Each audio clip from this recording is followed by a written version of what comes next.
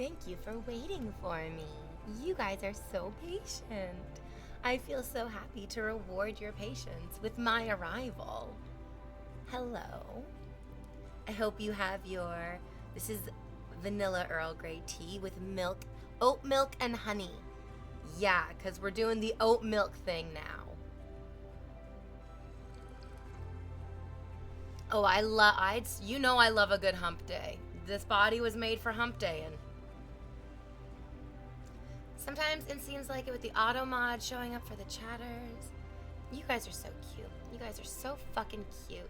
Have you been having a good week, my cuties? Hello, Mulan. Hello, my sweet windmill. Get cozy with me.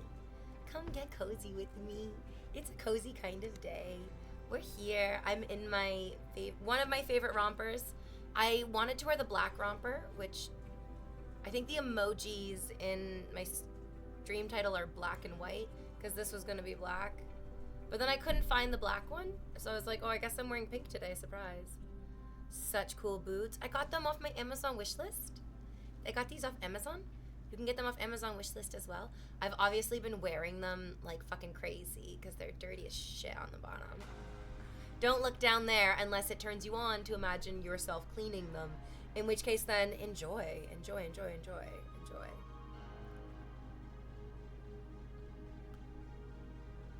Also, yeah, buy me more stuff off my Amazon wishlist because there's good stuff there. Happy Severance Week. Happy Severance Week. Did you see what they did in Central Station in New York?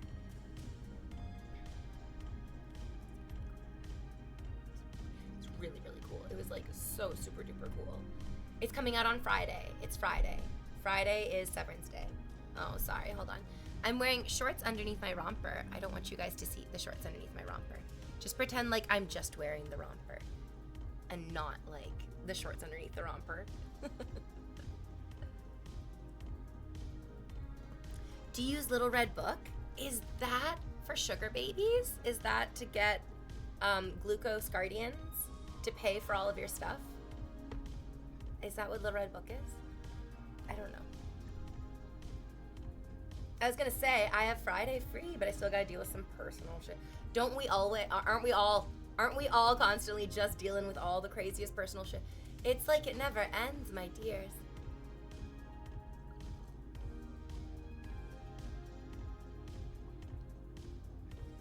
Oh, it's actually, sorry, no, it's not the new, no, Ashley Madison was for cheating.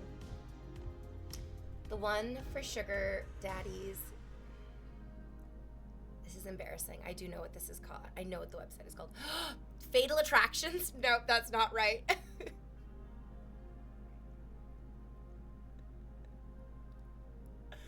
I spent whole summers in my 20s looking at this website trying to be like, am I gonna try to get a sugar daddy? Do I want a sugar daddy? And now I can't remember what the website is called. Ain't that just the way? Drugs are a hell of a drug, guys. Drugs are a hell of a drug.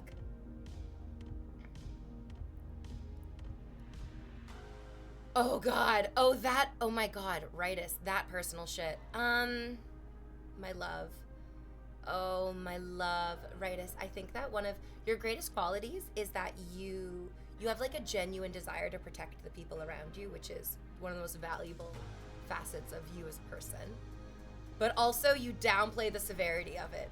My personal stuff. Yeah, like what I was telling you about in the mod room. Oh, right. That personal stuff. Oh my God in heaven. How are you? I'm doing very well today. Thank you for asking. We're hanging out. It's my stream. I'm doing it. I'm doing my stream. You know how the stream goes. You do it, and then it's done. I'm mostly just excited to sit here and drink my tea and try to get all of my pillows in the most optimal, like, sexy and comfortable way of sitting. I know there's a sweet spot to hit between both of them. I know it. It's Seeking Arrangements. Thank you. Seeking Arrangements. It's not Fatal Attractions. It's Seeking Arrangements. Although Fatal Attractions would also be that's what I'm going to call my dating app for trying to pair people who have no will to live which is a lot of us, and people with unrestrained homicidal sociopathic tendencies, which seems to be a lot of the people we date. You guys, it's sometimes people just need to connect, you know? Sometimes people just need to connect. God, why do you have against people connecting? What's wrong with you? You guys, we don't have a loneliness epidemic. We have, yeah, red flags galore in this idea. We don't have a loneliness epidemic, you guys. We have a lack of creativity in pairing our people who don't want to live with our people who don't want people to live. I mean, there's a solution here, people. The first date is your last, and it's not the way that you're thinking. Oh, God in heaven. Yeah, I mean... I absolutely worry that I'm the kind of person who'd be murdered because I'm too polite to fight back. The difficulty, and if you've read anything about... I've had so much difficulty, I barely read the beginning of one woman's account about Neil Gaiman's sexually inappropriate conduct.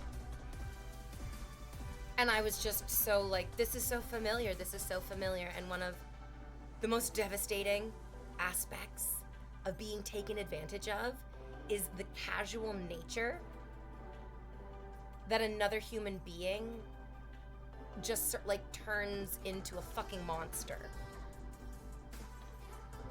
Because there's no way of viewing a person who is objectifying you in such an intense way as anything other than a monster.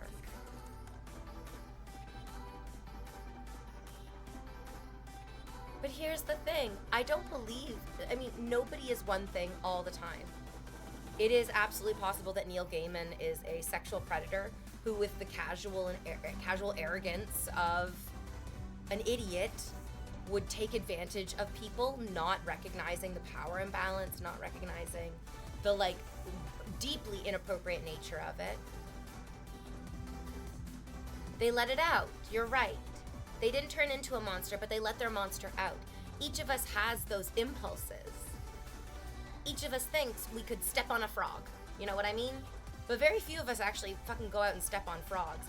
And very few of us actually go out and individually victimize people for our own personal gain.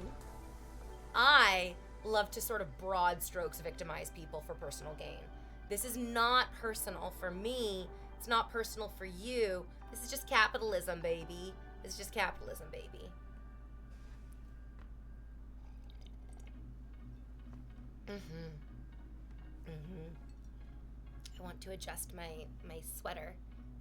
You know what? You get ready, and you're standing up, and you're looking in the mirror, and you're like, this is what looks good. And then you get on stream, and you look on stream, and you're like, this does not look good. I don't know what I was thinking. I think the most important thing is being able to recognize that you were wrong before, and then make the right decision, like, eventually. You don't need, hey, hello. Oh my God. Okay, here we go. Imagine if Neil Gaiman had come out saying,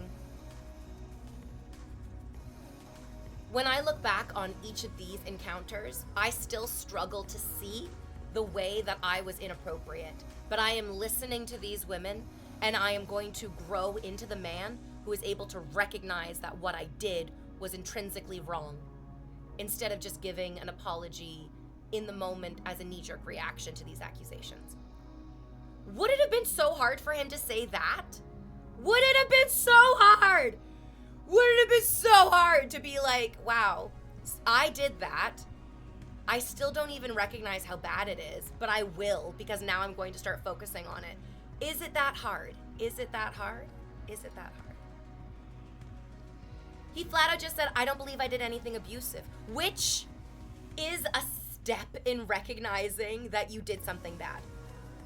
Trying to denial is a step in recognizing that you did something bad. Sucking at something is the first step at getting kind of good at something.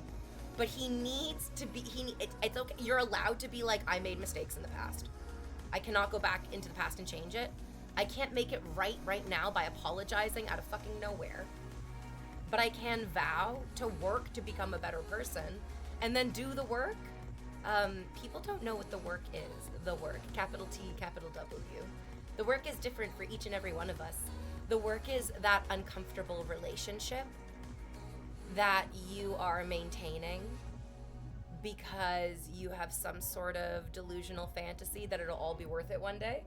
This person's finally going to start treating you right, whether it's your boss or your romantic partner or your best friend or your friend group. Oh my God, so many of you need new friend groups.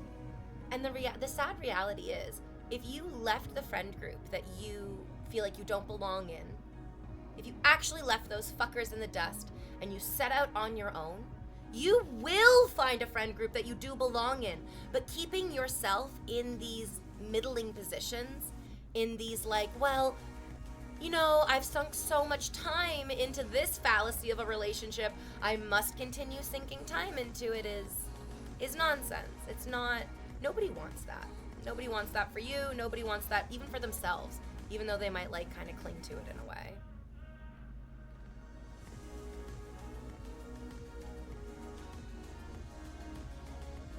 Bubbo says, we live in a world where that level of honesty would be hated upon. The reality is we live in a world where any type of honesty is hated upon in any degree. That does not mean that the honesty is any less worth speaking. Yes, people will hate me for speaking the truth. Absolutely. I love to dip my chicken nuggets in honey. Absolutely. It doesn't matter. It doesn't matter if people will disagree with me or fight tooth and nail. It is my truth, it is my honesty, and it is worth hearing because it takes each and every one of our individual truths and honesties to make this world. Each of us propping up each other's lies is just fucking the emperor in his new clothes. I'm waiting around for a DoorDash downtime, my love. Kind of off subject, but sometimes I tell myself not to text back for 24 hours when it's a heated conversation so I don't send something stupid. Golden Fleet, that's wonderful. That is a level of self-control that most people will never develop in their lives. That's amazing. Each and every one of us could learn from that. V, I'm sorry for breaking the topic. That's okay. Genuine question. If you want to start voice acting, how would you start? By Googling, how do I start voice acting? There are tons of ways to get into voice acting. We all know. So sorry, I don't know his name, but he's a very attractive Asian man with like a really round face and thick square glasses, and he has the most intense, sexy voice. He does the English voice for Senshi on Dungeon Meshi. He's a real voice actor. He's a real live working voice actor, and he just like put his shit out on YouTube and people liked it, and then he got confidence, and then he went out into the world and became an actor. Yes. Yeah, pro. What's wonderful is that each and every one of our roads to success is exactly just that. It's our individual road to success.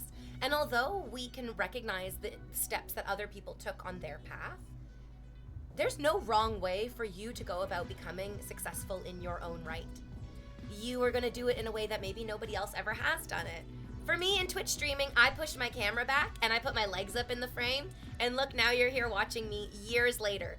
Literally years later, you guys are still showing up for the fucking legs, you know what I mean? Nobody had put their fucking legs on stream before. It was, Trainwreck came on and he was doing this pose, this literal exact pose 5 years ago. It makes me so happy to think about. He came on stream and he did this exact pose, and I lit up. Because I'm a healthy human being whose mirror neurons in her brain are active, functioning, and resonant. And I saw him mirroring my body language with delight in his gesture, with exuberance in his presentation, and I felt so happy, so seen, so excited. And then I realized that he was mocking me. His mirror neurons were not firing. His brain is severely damaged. He was not able to actually express genuine joy and happiness. He was merely reveling in his own cruelty, in his own delight of mockery, and his own genuine smallness in that moment.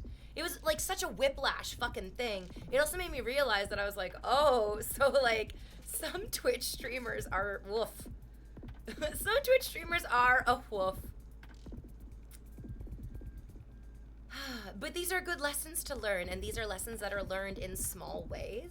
that you need to listen. You got to put your fucking ear to the. I mean, I'm sure that he spoke to me and he said degrading, humiliating things. In that moment, my like Invader V persona took over, and I was just like, you're saying a lot of stuff for a person you don't know anything about. Which is always true of people online when they talk about me. It's an excellent shield against criticism to be like, oh my god, you know so much about me, for someone who I've never spoken to a minute in my fucking life. And you have all these things happening around you as well. What I experience on Twitch is just something that we can like go back and check out the VODs for and be like, oh, I see what she's talking about. Interesting. For you guys, your work is not videotaped in this sort of clarity with like the nice microphones and the good lighting and the beautiful backdrops, you know what I mean? But these microaggressions, these misinterpretations, these like clashings of healthy and unhealthy brains are happening to you in your work life, in your like dating life, in all of our facets, truly. Never meet your heroes. You know what's so interesting? When I met Trainwrecks in person at TwitchCon that year, he invited me to touch him. He invited me to touch his legs. I feel like I always knew he wants whores to touch his body. But I was so surprised that he would do it, like, again, as I was talking earlier, so casually in front of everyone. I'm like, you've called me a whore repeatedly, publicly, all the time. And now you're inviting me to touch you in front of all these people. Like, by your own definition of who I am, you should be paying me for this, my dear.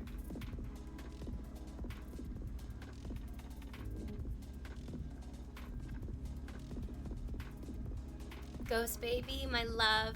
Ghost baby, I'm so excited. Ghosty, I'm a Pips VIP because of you. I have that on my fridge. Every time anyone comes over and we start talking about severance, I race over to my fridge and I yank it off the fridge and I dangle it in front of their face and I go, look, I'm a Pips VIP. And it makes me feel so happy because most people who are like, I loved Severance. My god, it was so good. Made me, oh man, best TV show I ever watched it like so many times, so good. I'm like, yeah, I'm a Pips VIP. And they go, what? And I'm like, you what? You said you watched this show. You don't even know what a Pip, what? Maybe you weren't paying attention. Silly Billy baby boys. Such silly Billy baby boys. Hello, V. Hello. When your personality is so terrible that the only thing you can do to entertain is shit on women. I mean, no, I don't think that Trainwrecks has a bad personality. I don't think that's the problem. I think that many people are walking around with tons of brain damage that causes them to sort of be trapped in a reactive loop instead of a responsive artistic endeavor. I felt like I was trapped in a brain damaged reactive loop. It's why I didn't want to interact with other Twitch streamers. I truly felt like I couldn't control myself when I was interacting with these other people because they were putting on these personas and it sort of drew these personas out of me that I wasn't always super comfortable with. Like I would feel embarrassed if I was like, oh my god, I hope like nobody watches that stream because like who knows what I was saying in the heat of the moment. But we love the like, oh my god, what is she saying in the heat of the moment moments, right? Sorry, I'm slouching and I should be sitting up straight, focusing on the energy radiating up my front body and grounding me in my low back body. Yes. Okay. How men are taught to navigate. It breaks my heart that men are allowed to feel angry and horny. And unfortunately, those two things, because of the sort of the like super highway of shame that connects those two things, it's not good. It's not good. It's why I like my stream. I want you to associate horniness with the idea of feeling healthy instead of horniness with the idea of dredging up the most intense feelings of shame, humiliation, and degradation. I mean, there's a time and a place for shame, humiliation, and degradation. I absolutely have my dreams of, you know, me and my 5 boyfriends celebrating Christmas, with them whipping off a velvet blanket, showing me the new dog crate that I'm gonna sleep in while they take turns fucking me like the horny little animal that I am. There's a time and a place for these things, absolutely. But does it need to be, you know, in the middle of the day while you're at work? No. In the middle of the day where you're at work, you can fantasize with me about me and my 5 boyfriends and the dog cage I want to live in. It's so funny because I'm such a cat, which is why I'm like, oh, I don't want to do sex things like a cat. If I'm doing sex things like a cat, that means that I'm the dominant one. But I get, because like, yeah, wow, the sort of like, that I call like cats and dogs and like master and slave and owner and object. That's all that's really interesting. That's really, you know, there's something in there, you guys. There's something in there. There is something in there. And then maybe because it's a Christmas movie, but it's like a horny Christmas movie, it turns into like a slasher film in the end.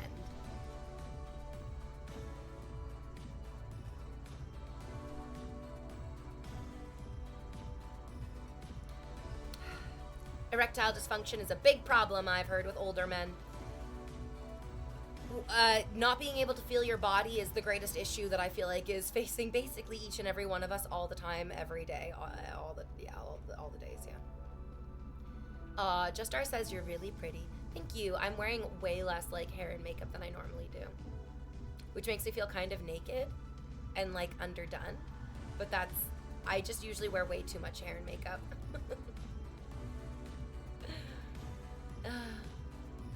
I walked back into my room while she was talking about that, and now I am confused.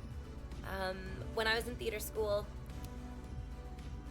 we spent weeks and weeks and weeks and literally years focusing on feeling our bodies, and I couldn't do it once, even a tiny little bit. Nope. I have been so numb in my body, and like anyone who knows me personally would be flabbergasted and argumentative to hear me say this. Because I am one of the most in tune to my body. When I'm around other people, they feel more in tune to their bodies. But I have very little, like,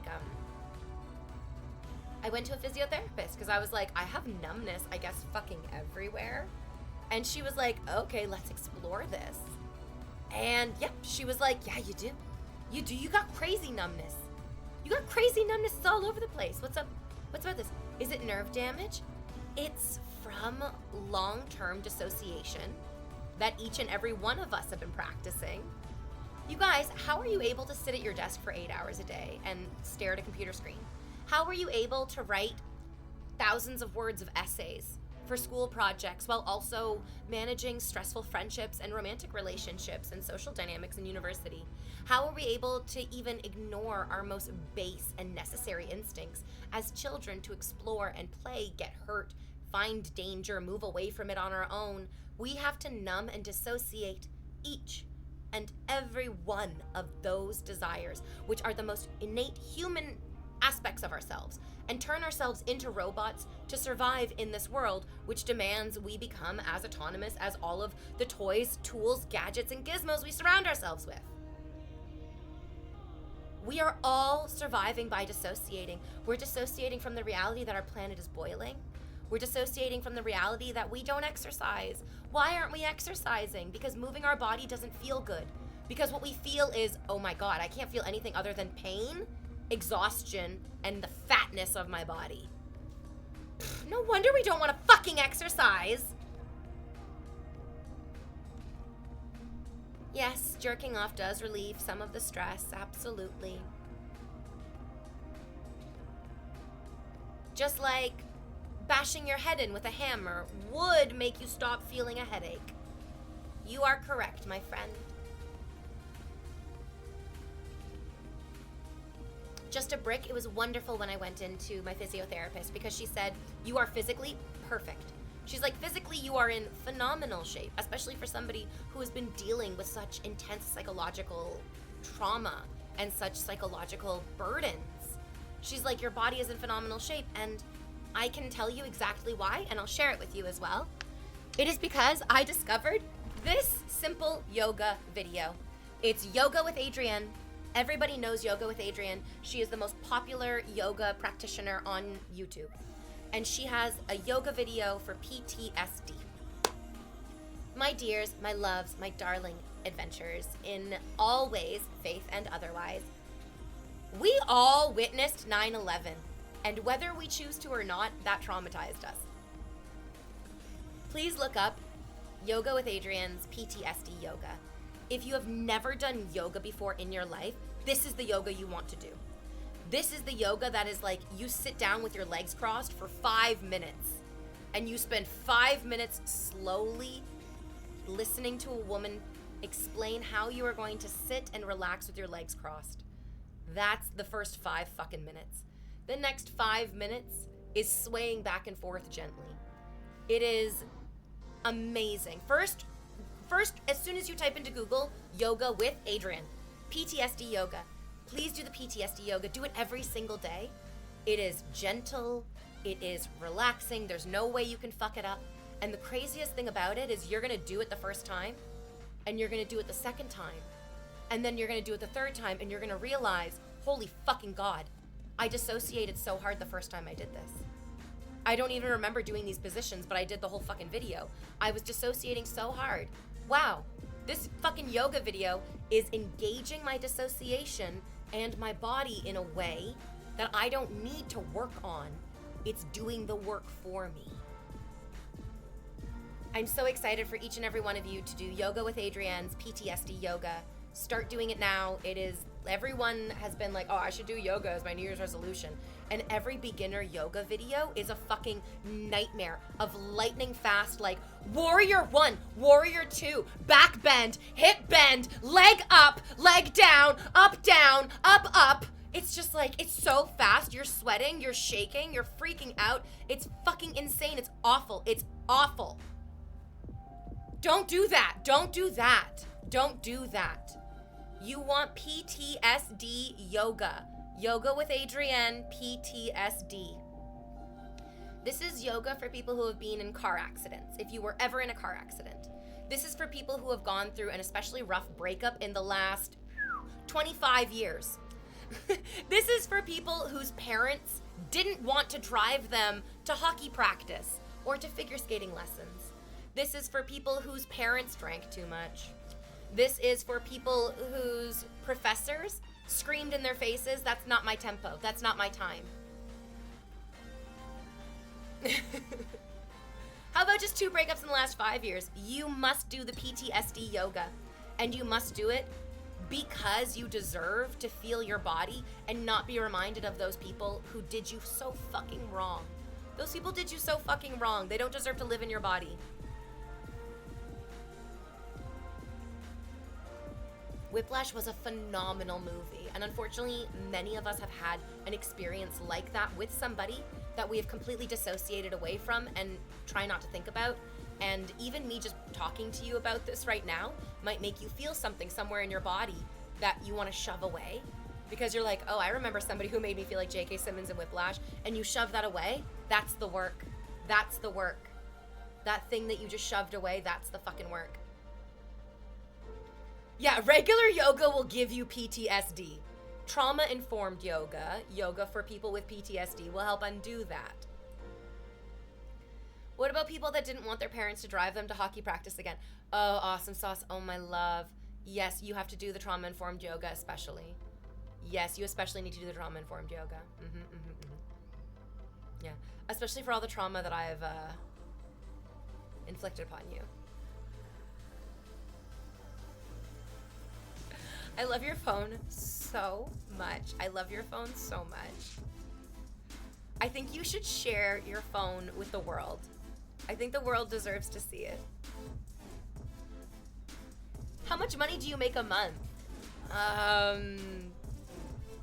1/100th of what I would earn if I was manageable as a person.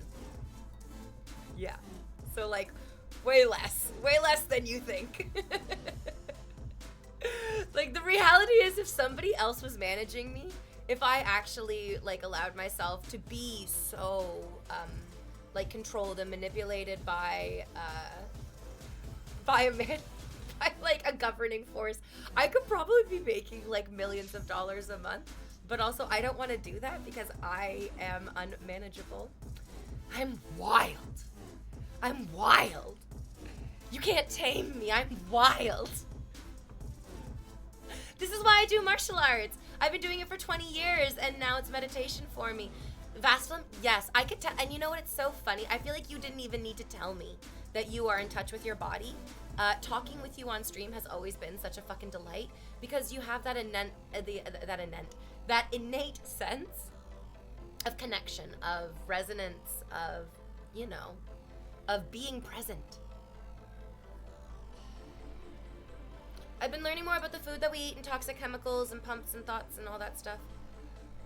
I used to have this like terrible dream. This recurring nightmare. It's so funny that my car was like an air mattress on a bed of ice. And that no matter how hard I pushed the brake, the car wouldn't stop moving. It would just keep sliding and bumping into things and going all over the place. This dream, this recurring nightmare that I had was hilarious. There was a dream that I had where I had to go through the airport and I picked up my car like it was an air mattress and I walked with it through like the TSA spot at the airport. Such a funny fucking dream. It's so funny. Anyway, so this dream is very, very much like people's relationship with food. We feel like our relationship with food is out of our control. No matter how much we try to pump the brakes on our relationship with food, it sort of slips and slides away from us in a way that is very much in our control. We could literally pick it up and move it with us through an airport, but is also so vastly out of our control. We're like passengers along for the fucking ride, bumping and jiving and sliding and grumping and flumping and cumping. Uh-oh, let's not cump. Oh, no. No. This is the reality, my friends. You are in control of the food that goes into your mouth. There are several steps that you can revoke your consent to. You can order McDonald's. You can consent to ordering McDonald's. You can open the door and then bring it into your house. You can consent to that. You can open it up and you can smell it. You can consent to all these things. You can put it in your hand and you can grab it. You can consent to this. You do not have to eat it. You don't have to eat it. You can change your mind at any time. Many of us feel so trapped by one choice that we made that we feel this sort of domino effect that pushes us into all these other choices. Well, I know that when I'm anxious, all I can eat is Doritos. And I know that I'm going to be really anxious because work is going to be crazy coming up, so I know I need to buy Doritos. These decisions, these like choices that we make do not need to define us. We can at any time decide, I don't want to make this choice anymore. I don't want to make this choice anymore. I don't want to do this. And then when you reach for the McDonald's and you put it in your mouth, it is a choice that you're making because you feel good about it. It doesn't have to be a choice that you're making because of other decisions that you feel trapped by. Which I also think I'm talking about the relationship that you're in as well, guys. You should break up with her. Where's your tea mug? Hiding behind my gigantic, thick, luxurious thighs.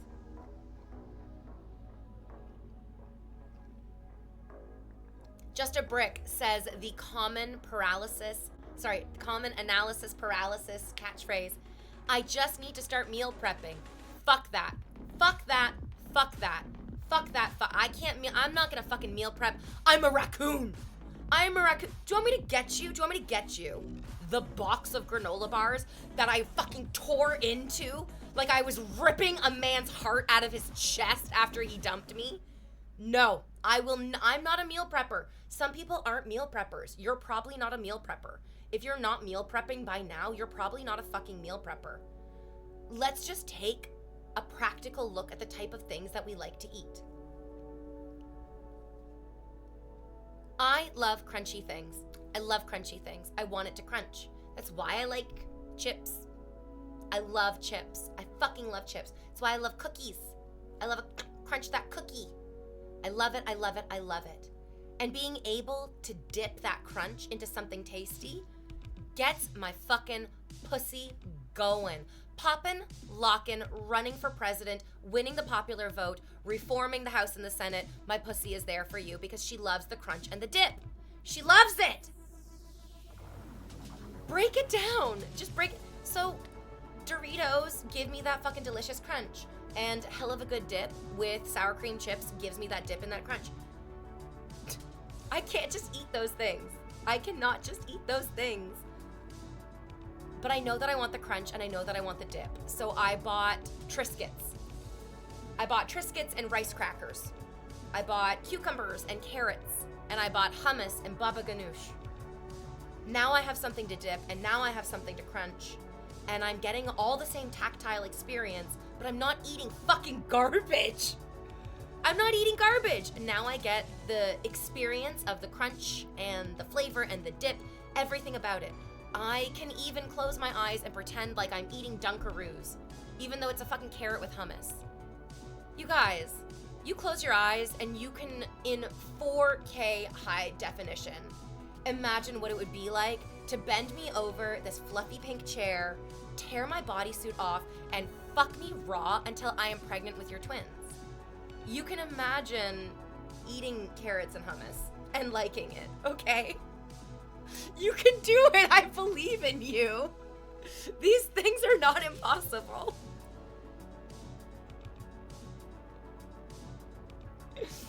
All right. Next question. I gotta fix my shorts, but I gotta fix them near my vagina. So I'm gonna do it later. But I want you to know that my shorts are making my inner thigh next to...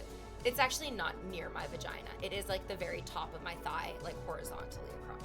It's tight. It's tight in there. Shorts are tight.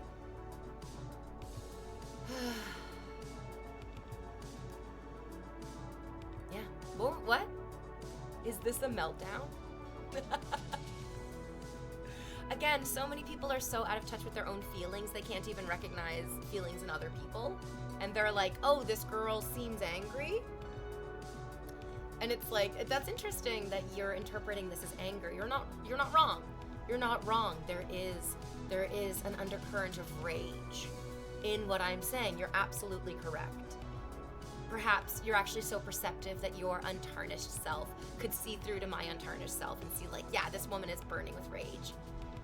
You are good men. You are good men. You are good men. I believe it.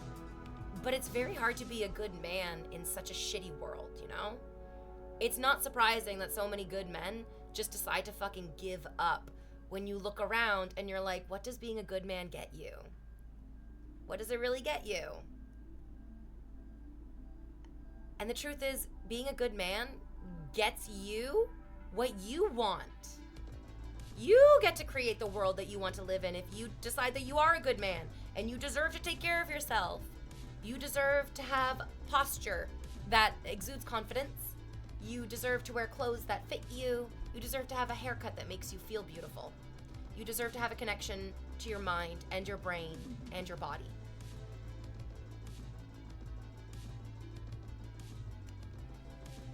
I'm not really worried about the women. I saw the substance and I was like, oh, the women are okay. Yeah. Yes, tell me it's not my own fault, mommy. Being good puts you at a disadvantage from my own experience. Well, thank God your lived experience is the Bible. Every good man should strive to be a good woman. We love trans rights. Good catch up. Nice seeing you again. Hours passed. Have a good day. It's like constantly walking up a going down escalator. It feels that way because many of us are not using our brains appropriately.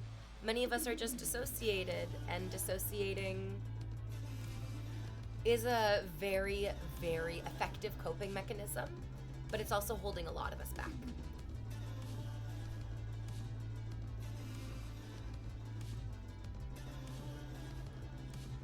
That fucking Jesus dude really ruined it for the rest of us. Ghost baby. You wanna watch The Prince of Egypt with me?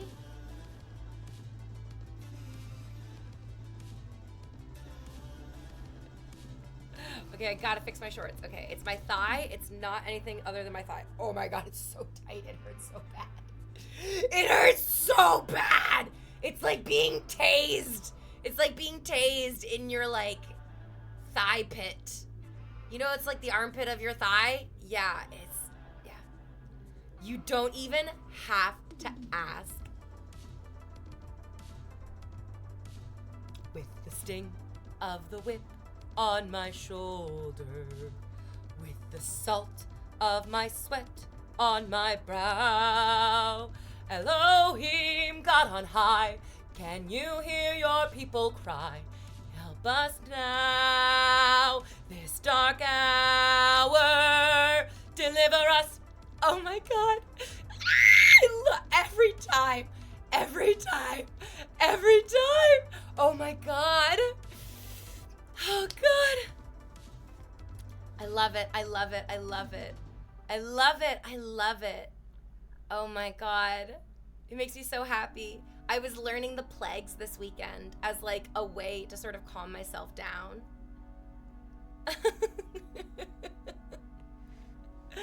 Oh, I loved it.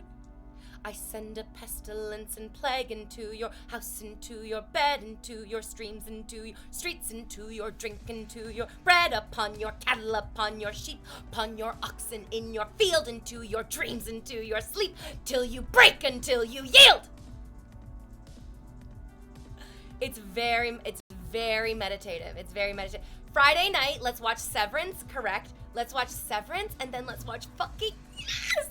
Let's watch the fucking, because also, Ghost Baby, my physiotherapist, when we were talking about like, oh, like, it's so good to meet you, I can't wait to like see like where this collaboration, this like friendship, this partnership is gonna grow and great. And then I was like, oh, it reminds me so much, a single thread in a tapestry, though its color brightly shines, can never see its purpose in the pattern of the grand design. And I was like, yes. And she's like, as your physiotherapist, I recommend that you watch The Prince of Egypt to connect yourself to your body.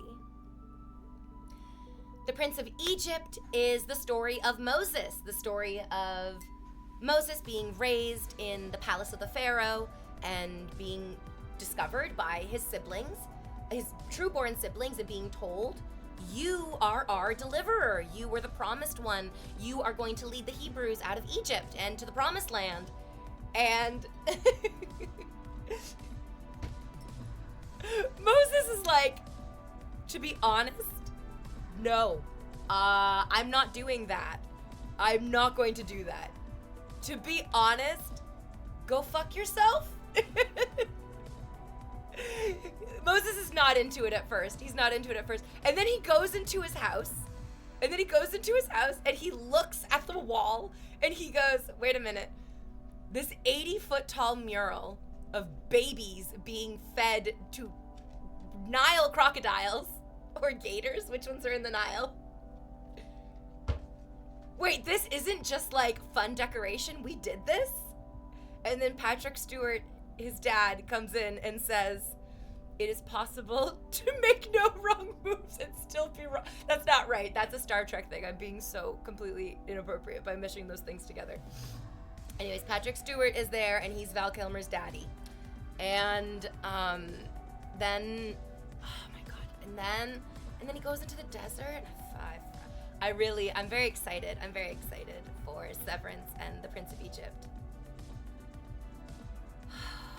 It's a DreamWorks movie as well. It's a DreamWorks animated movie, so it's that just insanely beautiful animation style that is eternally gorgeous. It's really lovely. It makes me so happy.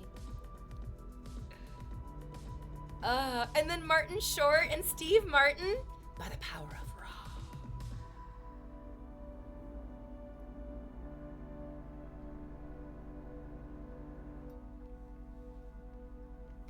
I'm really looking forward to it. So if you would like to join us for Severance and Prince of Egypt movie night on, this Friday night is good. Next Friday night I'm doing girls night, but that's okay, that's next Friday night. We'll have to deal with that next Friday. Come join the Discord.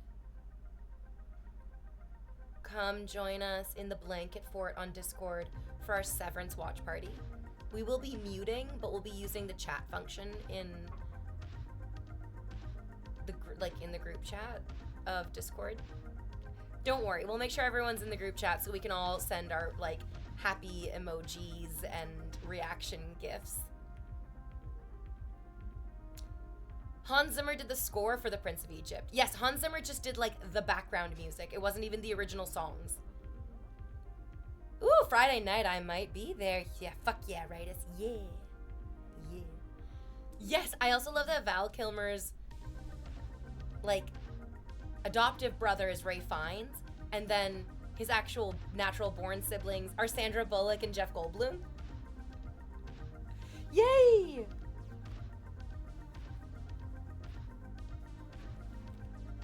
Great cast. Phenomenal cast. Jesus, literally what a star-studded cast. There's not a single miss. We haven't even gotten to Michelle Pfeiffer. Michelle Pfeiffer is in this too. She's so hot. She's so painfully beautiful as Zipporah.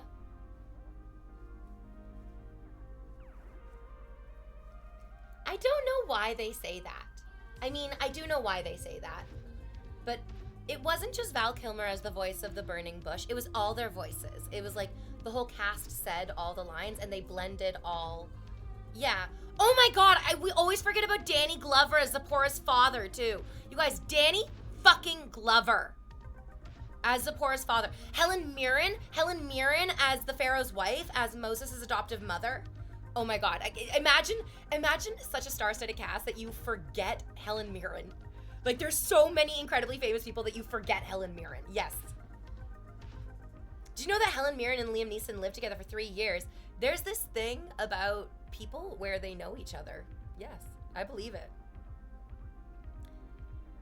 So the score is by Hans Zimmer. The film stars the voices of Val Kilmer as Moses, Ray Fiennes as his brother, Michelle Pfeiffer as Zipporah, Sandra Bullock as Moses' sister, Jeff Goldblum as Moses' brother, Danny Glover as Michelle Pfeiffer's father, Patrick Stewart as Val Kilmer, Moses' adoptive father, Pharaoh, and Helen Mirren as his adoptive mother, and then Steve Martin and Martin Short as the Pharaoh's advisors. It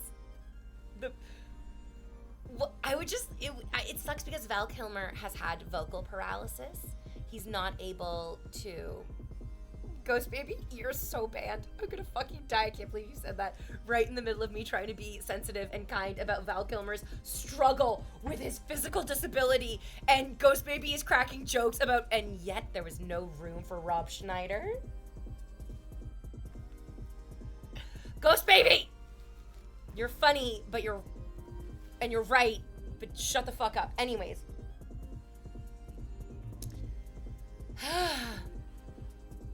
It's a great movie. Val Kilmer's not able to speak as much anymore.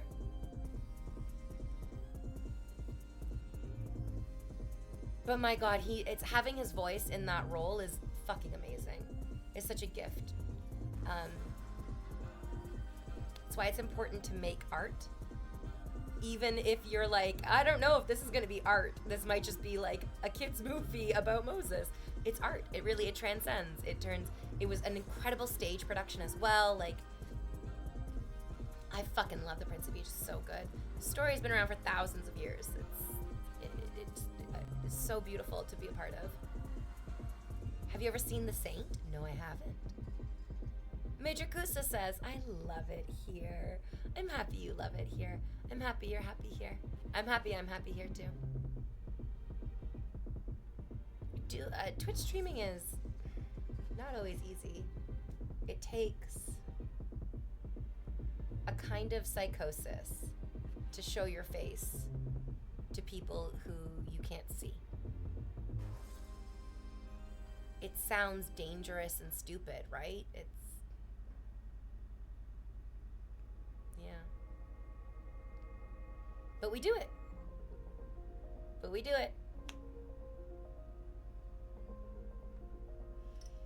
I love that they made plot accommodations for his role in the Top Gun sequel. So nice.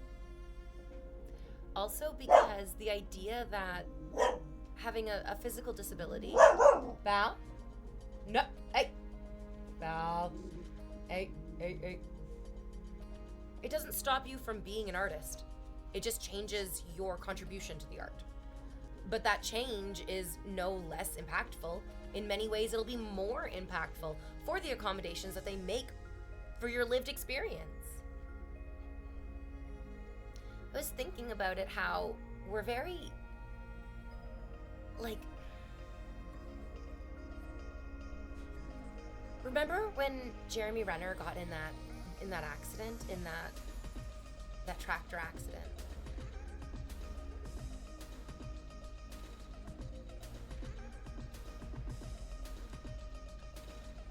What would our society be like if he had lost his leg?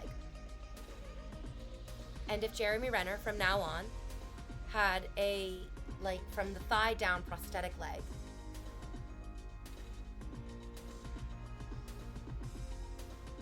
We would celebrate, absolutely, his ability to survive and achieve, but also, would we accept him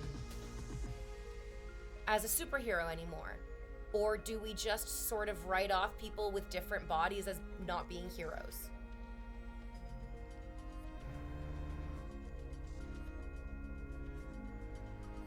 Thank God he was able to recover, kept his whole body. He didn't lose any part of himself. But it is really sad that we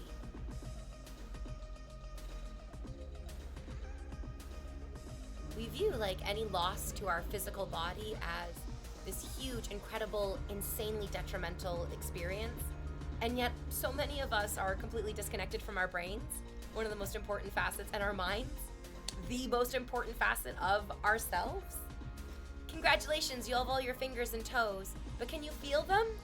Can you use them in a way that brings yourself happiness or benefit to your loved ones? Can you use this body, which is whole, to help your mind feel better?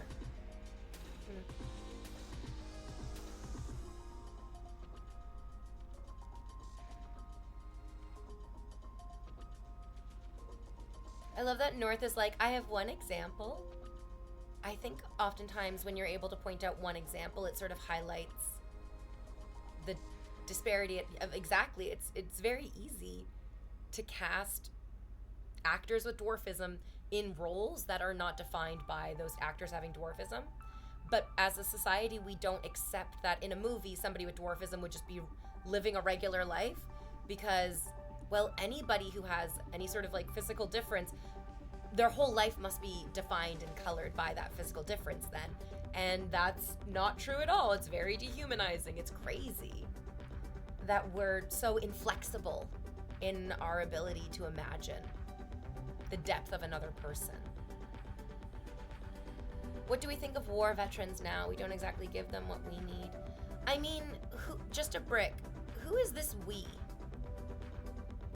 Who is this we? Because every single person I know who knows somebody who has been a part of the military, or even people I know have been part of the military, we want them to have the love and support necessary. But you're absolutely correct. You're just the brick you're saying, like, sort of broad strokes, the government, which makes a sort of snazzy soundbite, but really dismisses the actual issue. In medical research, the long-term effects of trauma, the actual effects of trauma, and the way that trauma forces survivors to dissociate has routinely been dismissed by lawmakers because acknowledging that trauma might be forcing people to dissociate makes these lawmakers dissociate from the reality that they might be inflicting trauma on people, that they themselves might be the victims of trauma, and in the cycle of abuse, permitting it to continue. There's so little research into the actual experiences of war veterans after war, even though it is probably the most singular, important experience of all of us. How do we heal ourselves after the worst things that happen to us?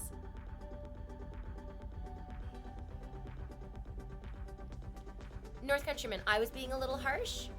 I don't mean to be harsh. You know I'm not trying to be harsh. I'm trying to be objective and pragmatic. I don't mean to come across as harsh. What you think the world is withholding from you you withhold from the world. Oh yeah, I believe that shit for real. For real. Oh yeah, it's also time for my break, and I need more tea, so we're gonna make more tea, and yeah. I think one of the intense things about being a veteran is that you don't really get to establish roots to foster long-lasting relationships, because you're moved around so often, even without being a combat or war veteran.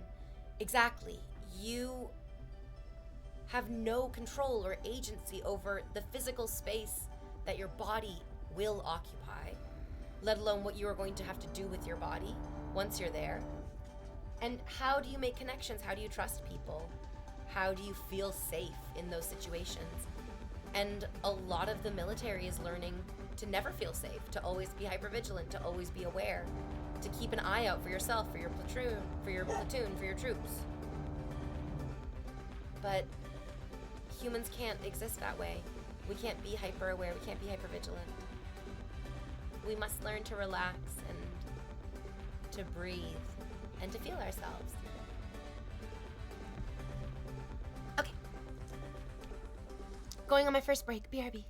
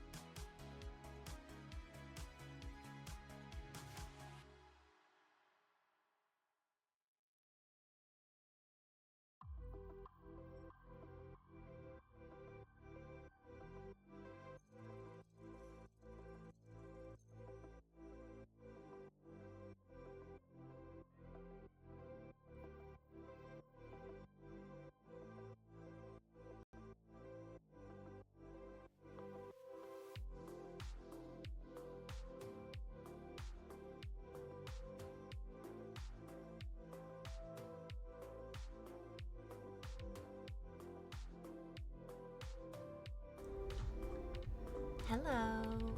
I came back. Thank you for hanging out with me today. I made myself more tea. This is burning hot though, so I'm probably not gonna drink it right away, which means it's gonna sit there. Hello, hello, hello, hello.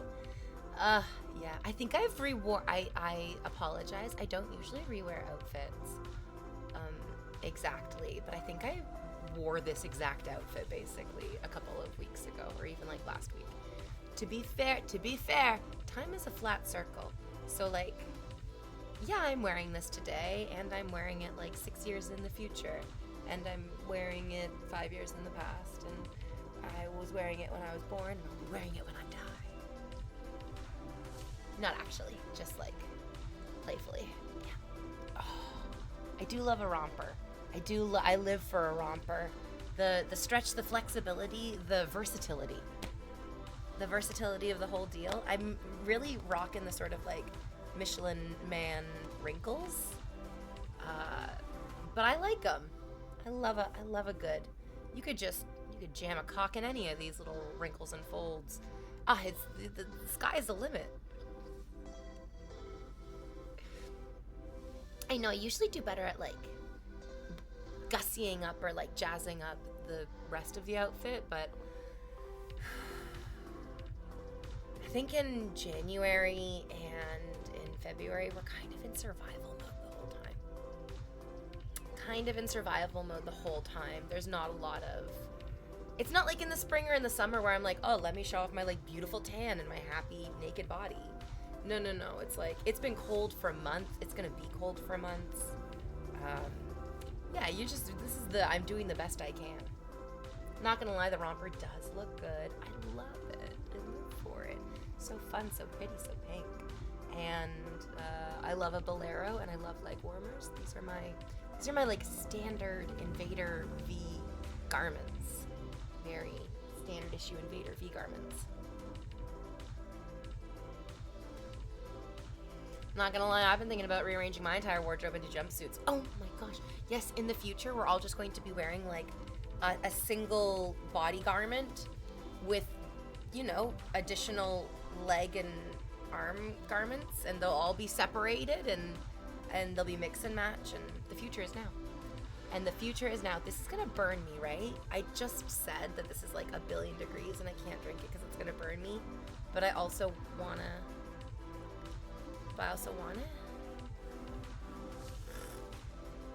That's crazy fucking hot, but so good. It burns, but I like it. Okay, well, I can't have that tea because it is lava. You guys. We were talking about, like, if Jeremy Renner had lost his leg, that would be awful. And anything that, like, maims you would be a fucking nightmare. But if you want, probably, I'm a big fan of horror movies. So please trust me when I say I know what, like, scary television is. There's this Netflix documentary. I think it's called Escaping, and then the island's name. Escaping, I think it's called White Island. It's about this tour boat that would go several times a day to look at a volcanic island. I'm pretty sure it was near New Zealand. And the volcano erupted when one of the boats had brought tourists to the island. Tourists were on the island when it erupted. It was a pyroclastic, is that the word? I can't even remember. It was the same type of volcanic explosion that hit Pompeii, where it was literally hell on earth for like 2 minutes, 2.5 minutes, 3 minutes. And it had like, there was this couple who are, it's a great documentary. It's very intense. You're watching these people describe their lived experience of the most horrific and traumatizing thing you could ever imagine, being next to a volcano as it goes off. Trapped on an island with a volcano as it's going off. I think that each and every one of us would rather have a homeless person spit into our mouth every single day for the rest of our lives than have to experience the volcano going off. John, have you seen this? John, have you watched this on Netflix? It's called, thank you. It's called Rescue from Wakari. Yes, you've seen it. You know, it's so funny. You remind me so much of the husband in that couple. For no reason other than, like, you guys are both just, like, white men who are married, I guess. And maybe wear glasses. But anyways, this, like, husband and wife. I mean, I don't think it's bad that I'm like, oh, this guy who loves his wife so much reminds me of you. Well, relax. Relax. That's a great thing for me to recognize in you. Rescue from Wakari is what it's called on Netflix. I don't know if it's because I was so overwhelmed from the story that they were telling me, or if the filmmakers actually, through manipulating the lens and the light and the, like, composition of the shots. But I felt like when they started the documentary, you weren't aware of all the scars that each of the people talking to you had on their bodies.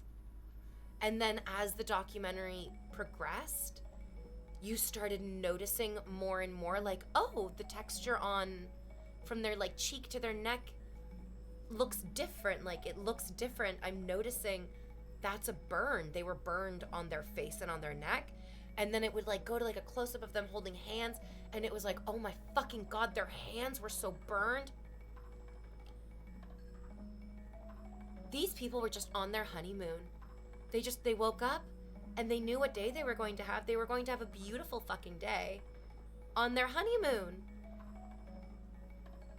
And it's like a pit of, like a dimension from hell enveloped them, like Silent Hill style, and they were literally burned all over their bodies, everywhere.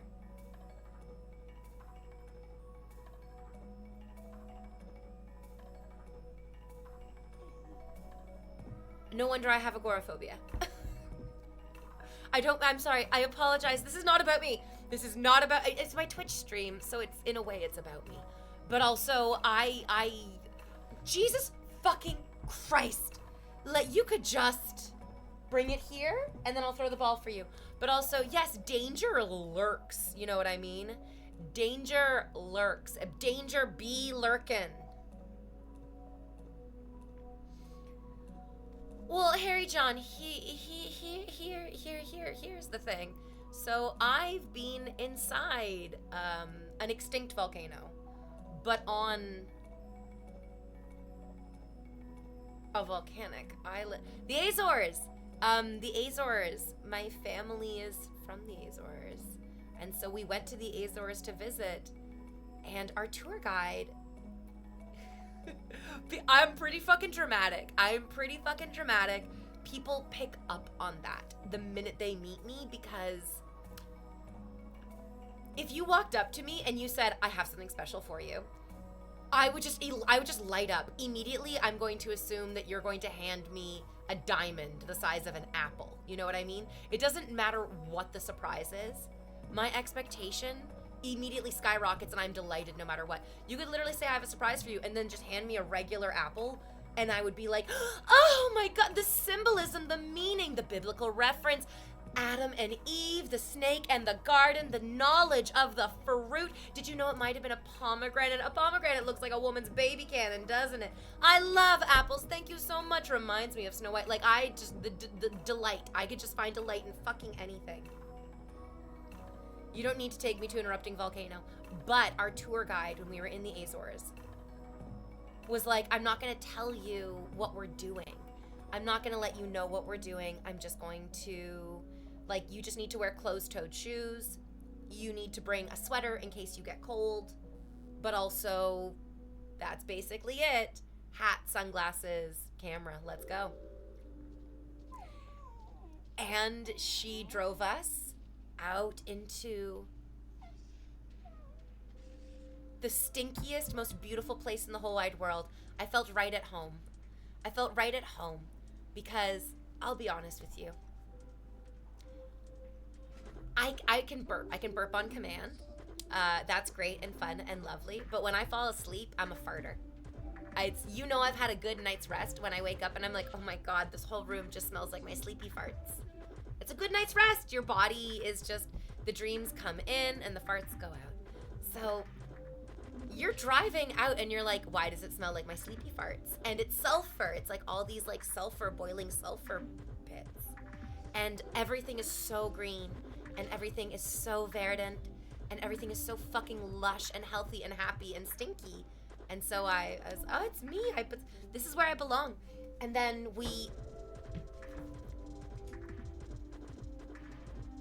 I haven't seen anything, I think, exactly like this in Jurassic Park.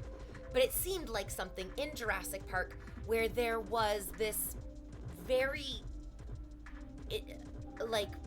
bureaucratic looking doorway sort of into the bushes and into the trees. It's like all this like trees, there's like a dirt fucking parking lot, and then there's like a very square concrete doorway that just looks like it leads off into no building, just like into the fucking thick. So you're like, what the fuck? Where are we going? Like, this isn't giving me any information about what I'm about to step into other than I'm not seeing a building. All I'm seeing is a door and trees. And then you walk in and it's a gift shop. And then you go through these doors that have these like really beautiful, it's kind of crazy, these like really gorgeous wrought iron wall sconces. And it's this crazy super duper long sort of like medical type hallway. It's just like plain like white walls, plain white floor, gray trim along the bottom, and these like elaborate beautiful wrought iron wall sconces. The juxtaposition between the like industrial nature of the architecture and the elaborate ancient feeling of the wall sconces are jarring. And then you push through this door that has like, it's one of those like swinging doors. It doesn't have a seal, there's no lock to it. It's a forever open and closed door. And then you blink and suddenly you're in God's womb. I don't know how else to describe it. To see rocks, to see rock and stone so soft and flowing is, you know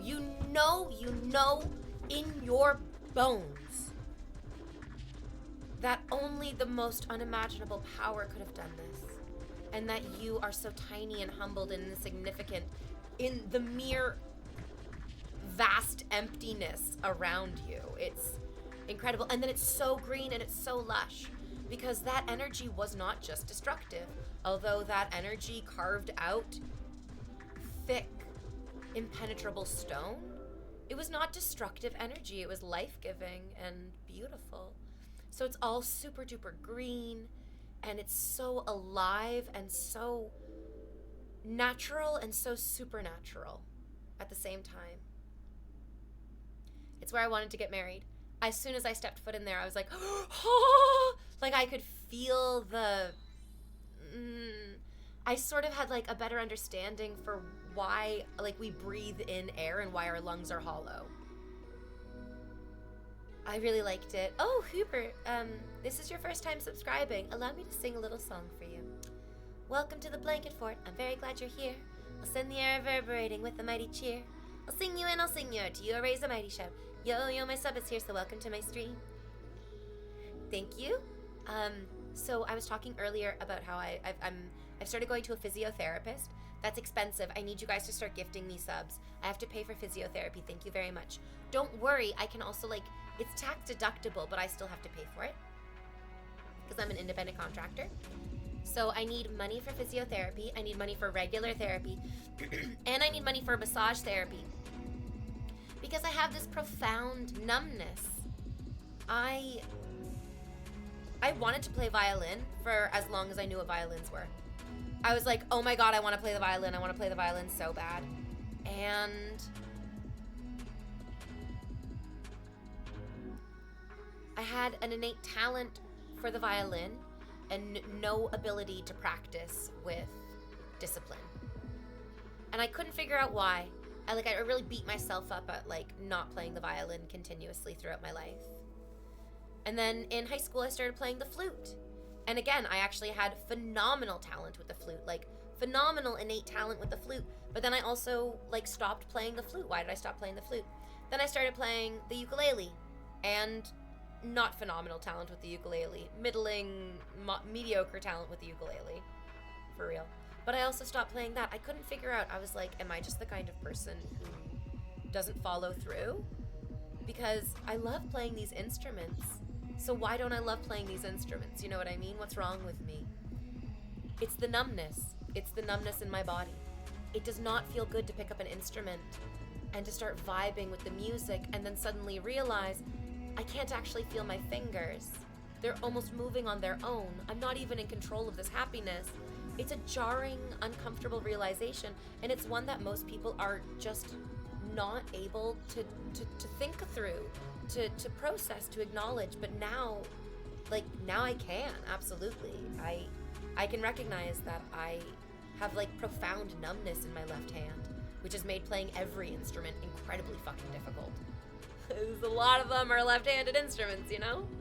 But recognizing that like going to physiotherapy, taking the money that I get from your gifted subs to pay my physiotherapist will help me learn to desensitize and resensitize myself in a healthy way so that I can play music for you guys. So all this is also to say, please go onto my wish list. There's a harmonica on my wish list that I would love. I really feel like the harmonica would be the perfect little addition to streaming. Like a small instrument that I don't need to do like a whole bunch of setup to sort of incorporate into the stream that we can all enjoy listening to in a relaxing, comforting way. Yeah. What is the sexier instrument, flute or violin? They're both pretty sexy. I love that you didn't even include ukulele. Ukulele is not even in the fucking contention. I want to try learning instruments, but I was never given the opportunity. They're not insanely expensive, and you can ask for them for your birthday and Christmas, and Santa and the birthday fairy will appear. And like that's the thing, anyone can pick up any instrument and start playing. But a lot of us have to recognize that we might have profound numbness in our bodies, which is sort of preventing us from fully engaging with our minds, our brains, our bodies, and the instruments that we're trying to use. The mouth organ, the actual name for a harmonica. I want that mouth organ. You guys, I know that each and every one of you wants to jam your organ into my mouth. Let's compromise. Just let's start with the mouth organ. Let's just start there. I was always told no. Meanwhile, someone in my house has 3 different instruments. As we know from reading Adult Children of Emotionally Immature Parents, people cling to the idea of the role.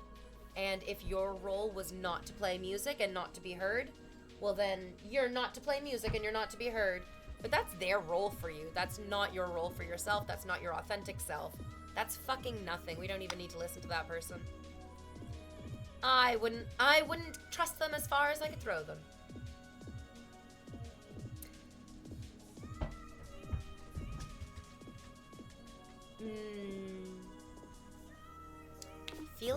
I feel like anyone who comes in and says that I'm yapping gets an automatic ban. I think it's absolutely fair that I am intolerant of certain words that I feel are really derogatory and dehumanizing. I think that's fair. I think that's a fair ban. Mostly because you said something that violated my boundary. You need to understand that you violated my boundary and why. Are ukuleles Portuguese? Ukuleles are definitely Hawaiian. The name ukulele does not smack of Portuguese. Although, nor do I. I don't know any Portuguese at all. One day we'll learn languages, but it's probably not this day.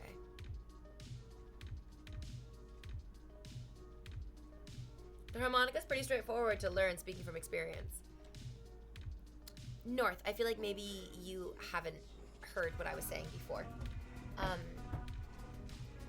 The dissociation that is necessary to get us to this point in life is the same dissociation that numbs our bodies and prevents us from creating art by using tools such as paint, musical instruments, editing software, pen and paper, spray cans on the side of the building, what have you. You know what I mean?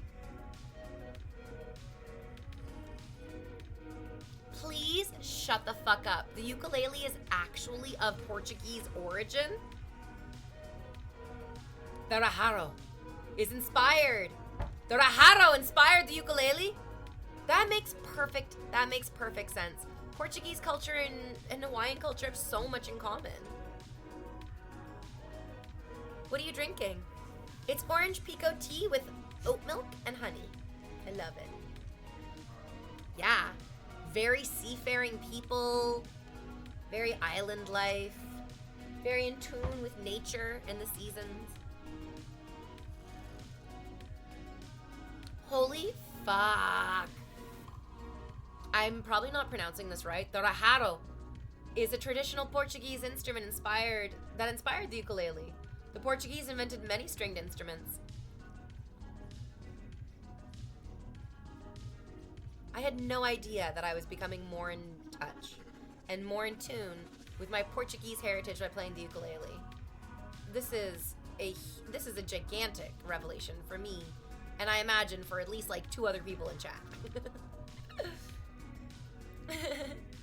Ukulele translates to crazy flea in Hawaiian. I got you. Oh, there was a little Spanish flea. Yes, Homer sang about him. Okay, this is excellent news. I love playing instruments. I love it so much. One of my happiest memories was in high school for music class. Speaking of farting, oh my god, I'm so sorry, such a farty stream. When I was in my last year of high school, I took instrumental music. So like the whole class was just band.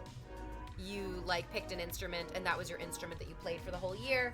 And then at the end of the year, we did like a big fucking concert. And it was me and 28 guys. There was only 29 people in that class and it was me and 28 guys. There were a lot of, you know what? That's a harem anime. Now that I'm saying this aloud, that's absolutely a harem anime.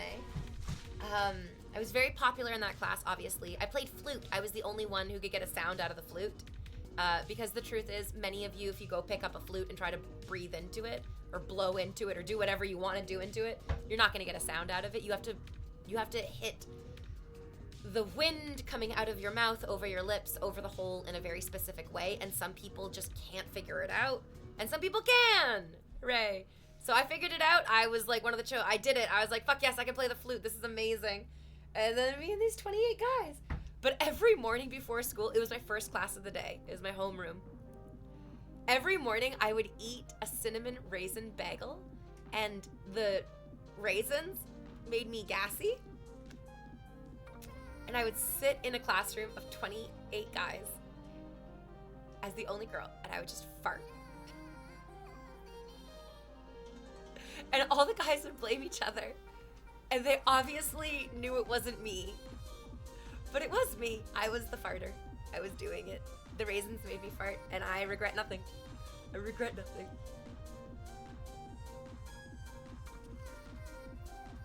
There was a lot of fun. That was so funny. There was one guy who had a big crush on me. He was so cute. He was very funny as well. And we're in grade 12. We're exhausted. A lot of us were like in theater productions in and out of school and played in other bands, and just like friendship is stressful. and cell phones were really kicking off as well. So like our minds were really pushed to the limit in high school. And we're standing in a circle, and it's me and a bunch of guys, and one of the guys is like, man, I could really use a siesta, a nap after lunch. Another guy is like, no, you know what? I want a fiesta. He wants to party. He doesn't want to give into the doldrums. He wants to party. And then the guy who had a crush on me just said, I could really go for seeing V naked.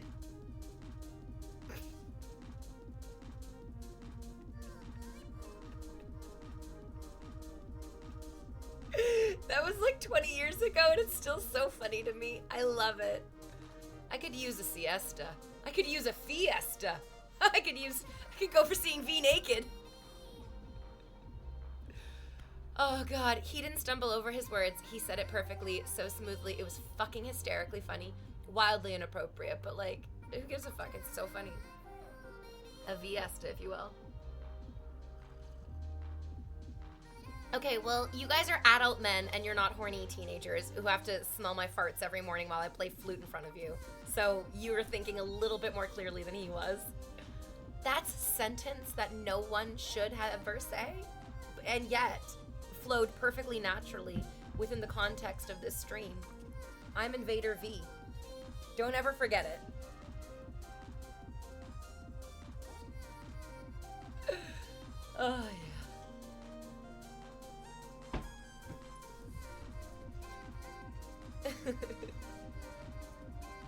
You went straight for the jugular.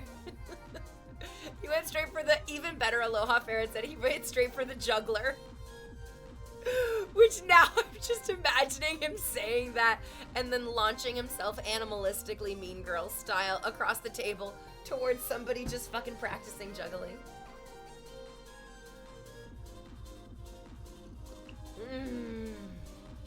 Oh, that's funny shit, guys.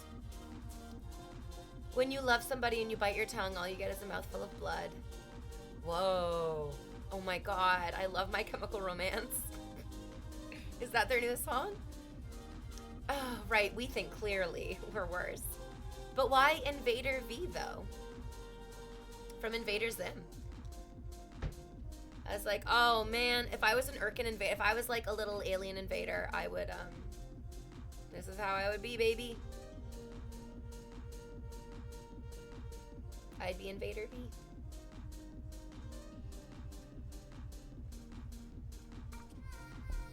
When you're fighting a circus act, Invader V, always go for the juggler.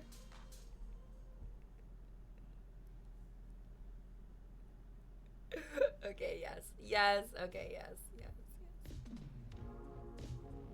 Also, Invader V sounds like invade her V.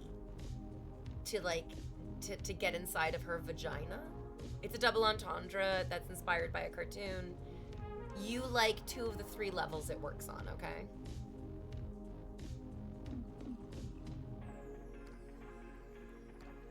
I worked with one of the art directors for Invader Zim. Shut the fuck up. Shut the fuck up. What a hugely inspirational piece of media.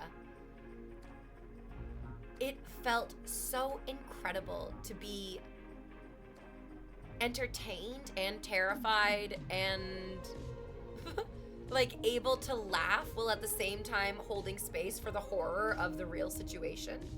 I love Invader Zim so much. What a complicated and rich show. I love it. I love it. I love it. He's a great guy. Oh yes. Oh yeah. Oh yeah. I think it's very easy to get like hyper focused on how bad things are. For real, there's a lot of bad things that we could be focusing on, like a lot of really terrible, awful lived circumstances and experiences. But the whole reason why we want to practice mindfulness, why it's important to do the PTSD yoga with Adrian, the reason why acknowledging the numbness that we have in our bodies, the numbness that we have as a result from the disconnect between our minds and our brains and our bodies. These, I mean, if we can focus, if we can think, and if we can work together, there's literally nothing we can't do as people. There is literally nothing that is beyond our reach as human beings. Think about how far we've come technologically within the past 15 years. The technology that they basically have in Star Trek from our childhood is not that dissimilar to what we have going on right now. I can literally open my phone and talk into it, and it can talk back to me like it's a fucking person, drawing on the vast, limitless resources of the internet, and also recalling personal details that it's fucking algorithmatized together to best suit me. Like, our ability to achieve and to create is truly unparalleled. The dinosaurs had millions of years.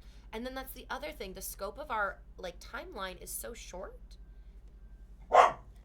But we really need to recognize that you might, I'm not actually trying to gas you up. I'm just trying to be practical in what I'm saying. You are much smarter than how you are operating right now. You have a feeling that you're smarter than what you're doing every single day, but you have no fucking clue how to actually utilize that intelligence. And we can't utilize intelligence. That's not something that we can do like purposefully as humans. That's a bit beyond us at this moment. But what we can utilize is our feelings. It sounds so like hippy dippy. It sounds very like new age. Get in touch with your feelings. No. I mean like in a pragmatic sense. Get in touch with your feelings. Understand that if something disgusts you, it's probably for a good reason. Examine that and let it move you away from something that disgusts you. If things make you angry, focus on the root of that anger. Don't let it displace you from your focus.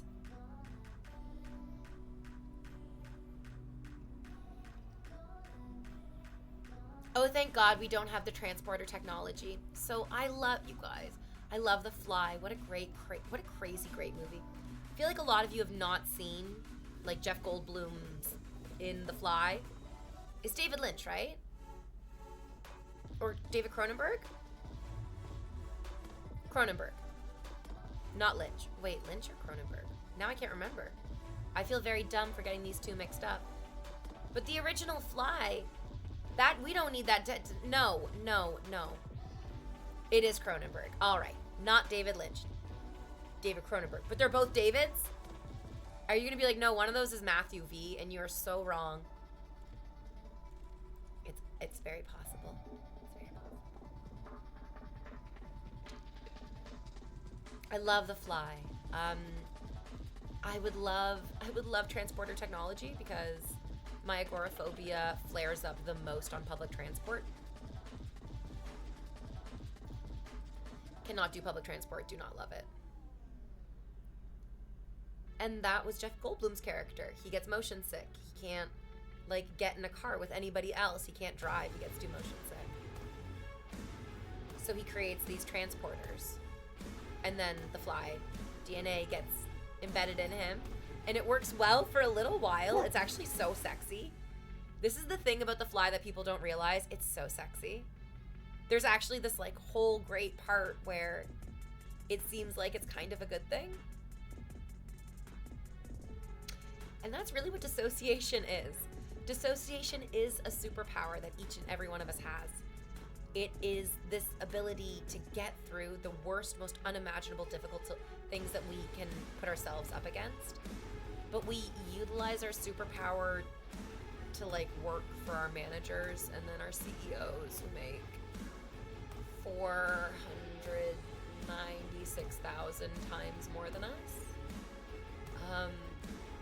No, we should use our power to dissociate, to just ignore rich people. If we just all went, rich people gone, you don't exist anymore to me. Oh, you have wealth and I'm hearing about you on the news. I turn my head and I pay attention to the homeless man on the street corner. Here you go, sir. I'm gonna vote for more social structures in place for my fellow man. And I'm ignoring all the rich people. Well, someday you will be rich. I'm already crazy rich. I truly already have more money than I feel like I know what I can do with. It's why I try to give it out to people as much as I can, as much as they let me. I love saving, so that's good. I love buying presents. I wasted probably like $1,000 on presents for those stupid idiot guys who just manipulated and used the fuck out of me. So that's money lost, but like value gained in the knowledge. And then also earning money makes me feel gross and bad because I know that there are other people who have so little. So I don't want to accumulate vast amounts of wealth. I said this earlier, and I really truly mean this. If you gave me $100 million today, I would just buy a house in my neighborhood. I would buy an A-framed cottage in the woods where I feel safe and comfortable. Probably get a little sailboat. And yeah, like go on vacations. But I'm not gonna buy a $24 million house that's gonna burn down in a California wildfire. That does not seem, I've never felt.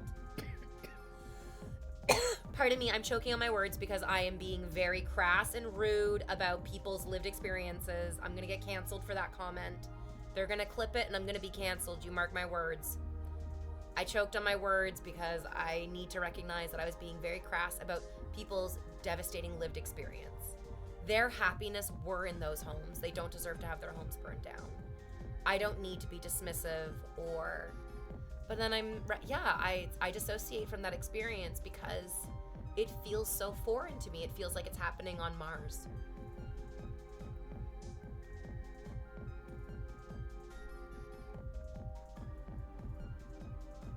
I apologize. If I get canceled for my rude comments about the Californian wildfires, I'm right there canceling you along with me. I shouldn't have said that. I could have been more sensitive in that moment. I don't need to tear down anybody else's dream or anybody else's lived experience to boost up my own hopes, dreams, and feelings. Anyways, all this is to say, I know exactly my dream house in my dream neighborhood. I can see the garden in my mind's eye with like big, beautiful hydrangea bushes all around the perimeter. I love wisteria and I love lavender and lilac. Oh, it makes me so happy to have heirloom roses, just like my grandmother grew. To have cherry blossom trees that would spring pink in the spring, just like me. Oh, it makes me so happy to dream of. I have it so clearly in my mind what my home will be like one day. And it's so interesting that even when I think about buying a home in my neighborhood, my dream home in my dream neighborhood, I wouldn't leave this apartment. I would keep this apartment as my workspace. And I would turn my bedroom into like a full walk-in closet. And I would, instead of like having my stream space be this like corner of my living room, I would turn the whole room into my stream space because I would have an actual living room that I could live in and I wouldn't be worried about maintaining the boundary of comfort between my workspace and my relaxing space. But I want to, I love it here. I love it here. I love where I am so much. This dream of this like future house doesn't feel like a tormenting impossibility. It feels like inspiration for how I'm going to live my life right now. So like maybe I can't actually plant the hydrangeas, but I can put a watercolor palette on my wish list and I can paint hydrangea flowers every single day. And then maybe I can sell those paintings and then buy the house. See? There's solutions everywhere.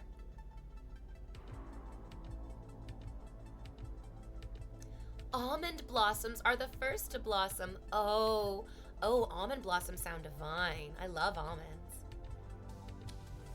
I'm finding it harder and harder to keep on dreaming with my current realities. Rightus, my love, that means it's time for you to read The Body Keeps the Score. That means that you're ready. You're ready. I didn't even know what The Body Keeps the Score was really about, but I had a feeling that it was about unlocking my ability to dream, and I was absolutely correct. The Body Keeps the Score unlocks your ability to dream. It tells you exactly why you're not dreaming, what is holding your dreams back, what crushed your dreams, and exactly where your dreams are waiting to be unlocked again from. But I will also say this. The Body Keeps the Score is very much written like how this stream is performed. From a place of brokenness. Like the author of that book is not a healthy person leading sick people into health. It's a sick person leading other sick people into health. Blind leading the blind, as you will. I love flowers. I love flowers so much. I love tulips. I love forget-me-nots. I love black-eyed Susans. I love hyacinths. We need hyacinths. And of course, cosmos to make wishes on.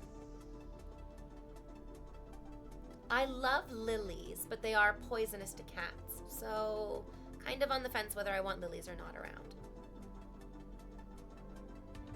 I planted the neighbor's hydrangeas. The alkalinity of the soil changes the color of the flowers, yes. So you get rusty nails, you rust up some nails, and then you jam those rusty nails. You guys, it literally makes me feel like Nobara from fucking Jujutsu Kaisen. Just like me in my Jujutsu Kaisen fucking cosplay as Nobara, just like hammering rusty nails into my hydrangea bushes and being like, you're going to be pink, you're going to be blue, you're going to be white.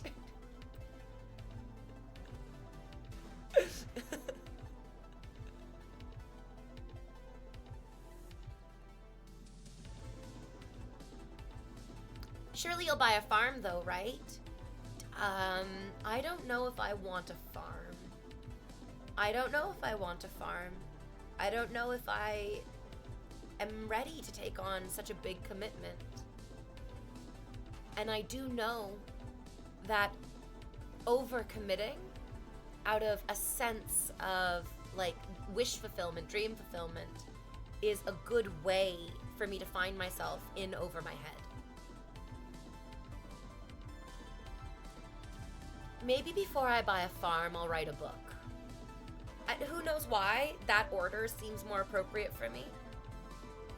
Yeah, I had a dream of having a hobby farm.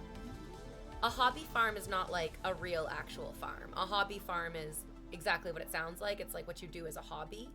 It's the kind of farm that is not your livelihood, but more like a pet project. Yeah. I'm picking up what you're putting down tonight, Miss V. Yeah.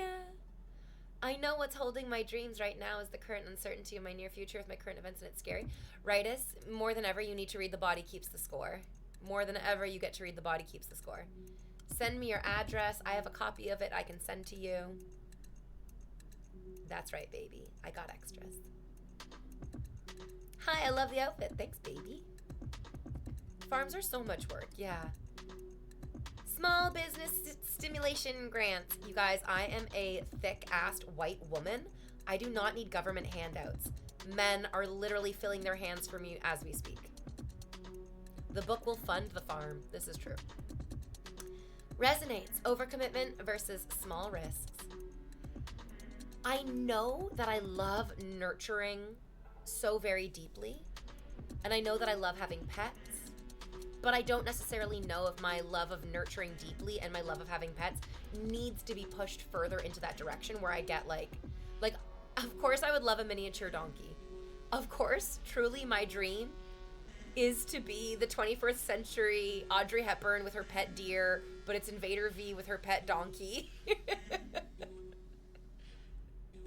Of course that's the dream. Of course everybody wants that for me and I want that for myself.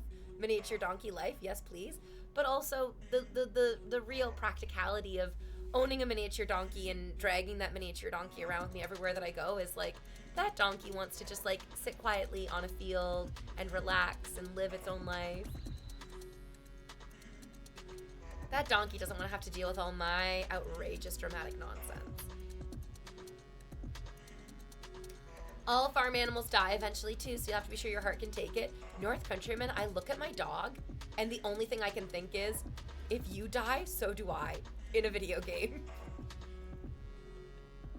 I'm just like, you guys, I don't think I'm gonna be able to handle my dog going. She's my best friend. I love this dog so much. Vivi, it's okay to say you look kind of like a pony with those cute boots. Oh my god, I do look like a pony. I do look like a pony. I do. Yes, you can tell me I look like a pony because it is the truth. I don't think it's as much like the hardness of the work as much as like the thousands of small little like unforeseeable problems. Two things can be true at the same time, my dear. Yes, you are correct. You need to own a barn and a field. Oh my god. I feel like what I really want is an A-framed cottage on a lake with a catamaran sailboat. I feel like that's what I really want. I really want a sailboat. I want to sail onto the lake. I want to be fucked on the sailboat. I want to be like penetrated. I want to be ravaged. I want to like do some fucking pirate role play. Maybe like Creature from the Black Lagoon role play. You like swim underneath the boat and pop up and like, oh no! Why, I'm all alone and vulnerable on this boat, and underneath my life jacket, just my nips. This is the difficulty with roleplay. As soon as, it doesn't matter what kind of roleplay, I'm like, I'm gonna crack fucking inappropriate, ridiculous, off-the-wall jokes. I'm going to dismantle your horny fantasies with my nonsense. I'm sorry. Because of the implication. She's not gonna say no. Because of the implication. You guys, so fun. This is the thing. Actually, you know what? We need this. We need me to have an A-frame cottage on a lake in the woods with my catamaran sailboat so that I can come back on stream and be like, well, I couldn't say no to him because of the implication. So inappropriate, so wrong, and so funny. And so funny. And that's what makes it so funny, I guess.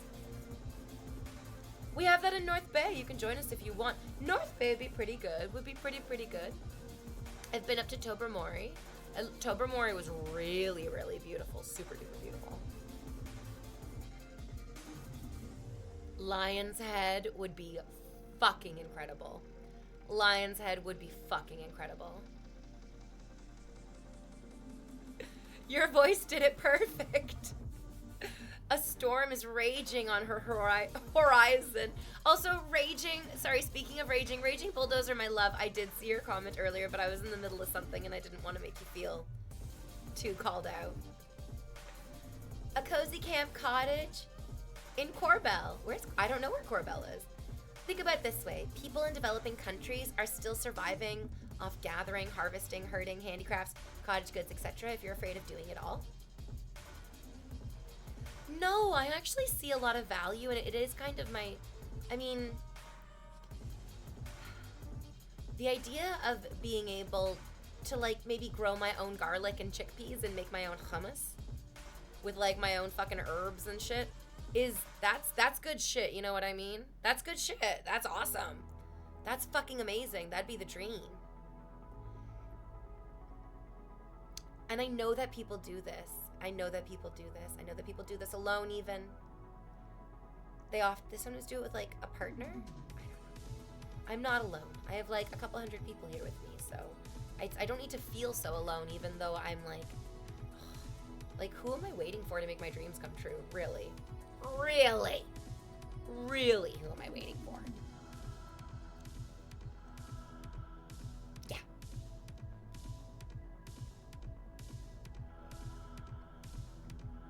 So the real I don't think the limiting factor is the money. I think the real limiting factor is my inherent fear of the money.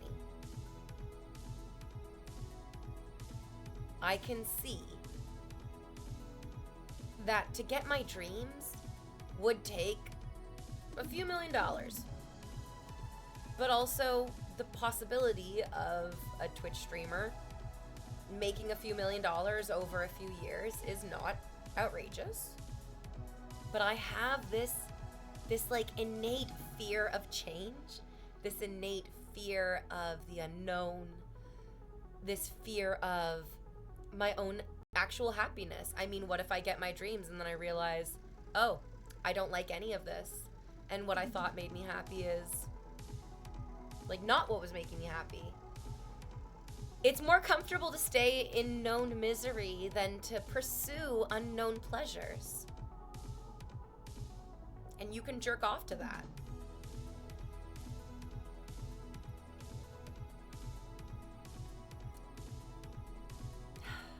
I'm afraid the system weeds out people who can't farm. Fear of bunnies. Oh my god, I love bunnies. Oh, I love bunnies. I do. I would like some ducks, though. I think ducks. A donkey, some ducks, maybe 2 goats. Humans prefer actual human interaction anyways. Everyone does. Comfort zones. Yeah, but you're hot and you can just like marry a guy with a few million. My agoraphobia, my fear of like everything also and especially includes terror at being trapped in relationships. I cannot just marry a guy with a few $1 million. I've dated numerous guys with a few millions of dollars who would, you know, if I pay them in a way, would love to pay me, but that traps me. I can't have that. Yeah. Abusive relationships are terrifying, and they will kill you. They will not only physically kill you by putting you in the ground. A man who wraps his hands around your throat during an argument becomes like 10 times more likely to murder you than the average fucking person. But also there's something called soul murder. And Ritus, I think what you're experiencing is soul murder. The uncontrollable circumstances of your life right now is literally murdering your soul. Your soul is your ability to dream up your beautiful potential future. But because of what's happening around you, it's literally murdering your soul. And that's what abusive relationships do. Even if the abusive relationship isn't murdering your physical body, it's murdering your mind, brain, and body connection, which we often describe as your soul. It's what makes you you. Oof. So, yeah, this is why I'm so happy to be single and just like fantasize about dating like Bill Skarsgård or Andrew Garfield or Pedro Pascal. It feels so much better just to fantasize about very distant, unreachable fantasy men being romantic partners than trying to convince myself that any of these like scary narcissistic weirdos actually in my orbit are these nice supportive men, because they're not. That's as much of a fantasy as my Bill, Andrew, and Pedro fantasies. Adam Driver too. Adam Driver's in there as well. That's 4 of my boyfriend harem. I need one more. You guys, I need another boyfriend. So in my fantasy, I've been collecting boyfriends like they're fucking infinity stones in my imagination, because if I'm going to be drawn to narcissists, it might as well be narcissists who are wildly successful and artistic in their narcissism, actors.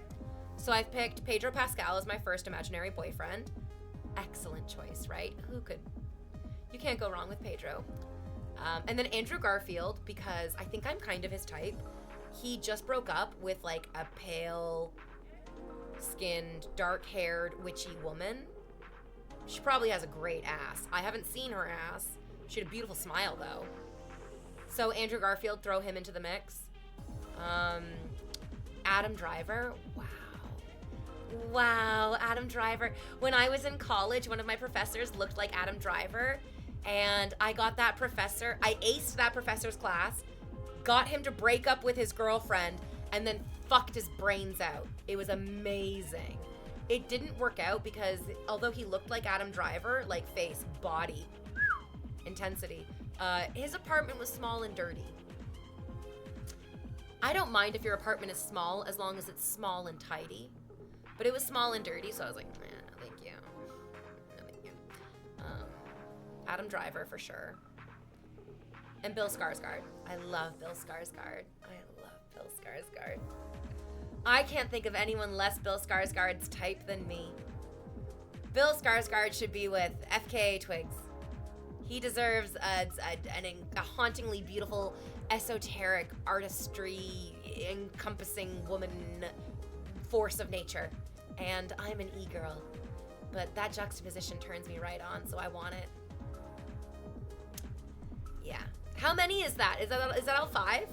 Pedro, Andrew, Adam, Bill. Oh no, okay, yeah, we still need one more.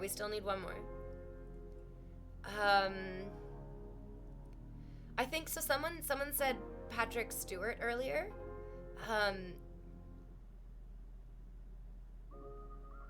I don't know if I want to fantasize about fucking Patrick Stewart. I was very young when he was a full-grown adult man. What's great about most of these guys is that they were all pretty young when I was young.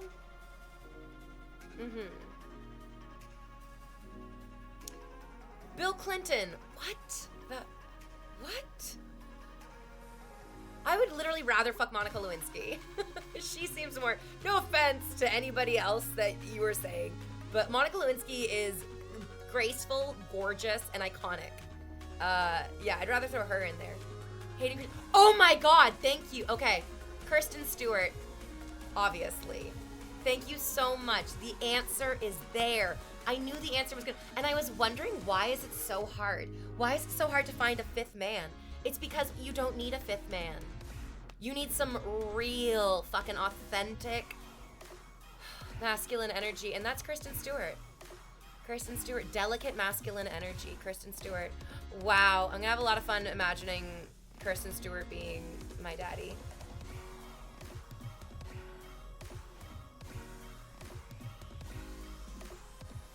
Yay, it's time for our next break. Thank you so much for indulging these conversations with me. You guys are excellent sports. But also, I would like to draw your attention to this fantasy daydream is not just gobbledygook nonsense, me indulging in horny. I mean, it is gobbledygook nonsense and me indulging in very raw, horny, dirty, wet, vulnerable, humiliating, satisfying sexual fantasies. It's also a type of, like, therapy akin to internal family systems. Internal family systems therapy is where you acknowledge that maybe the people in your life, your parents, your siblings, your romantic partners, your coworkers, your friends, they might not actually be the best for you. You acknowledge they might not be the best for you, and then you pick somebody else to represent in your mind the ideal version of the relationship that you know you deserve. And once you stop focusing on the unfairness of the relationships that you're currently in, and you start focusing on the potential for the benefit of the relationships you do deserve, you, like a moth to the flame, will be more drawn to the healthy, glowing heat and repulsed from the devastating, damaging flames of somebody else's problem. Okay, BRB, don't go anywhere.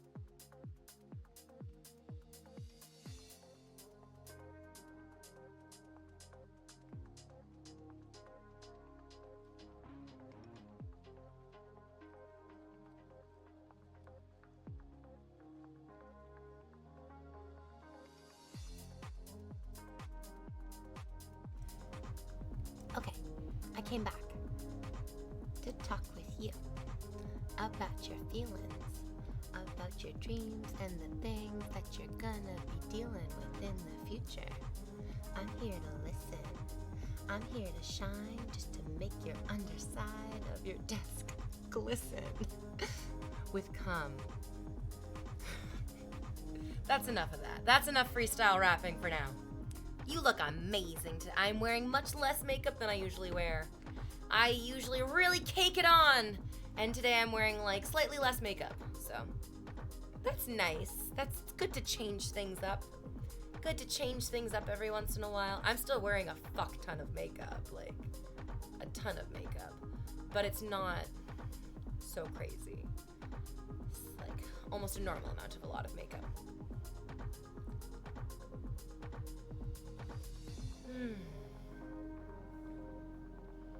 Is this the substance outfit? Kind of. These are my clothes.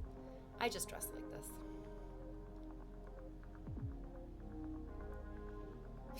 You have like an Ariana Jenner thing going on.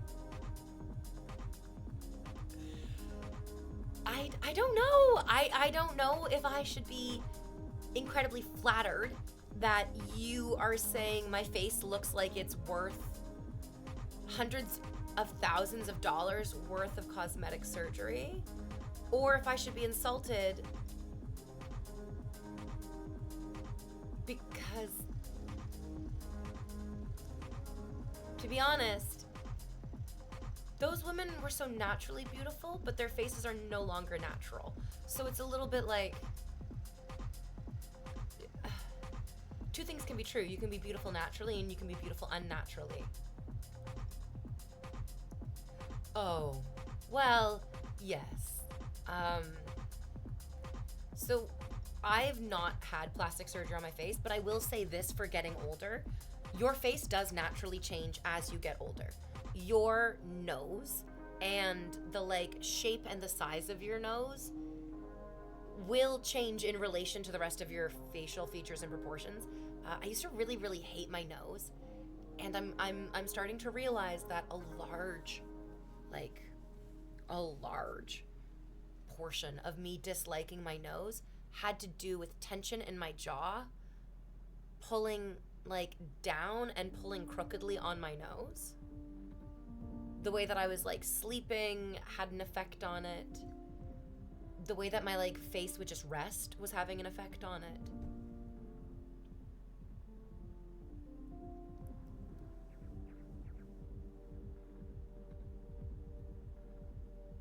I never got a nose job, but I promised myself that I would be allowed to one day if I wanted to, because I didn't like my nose.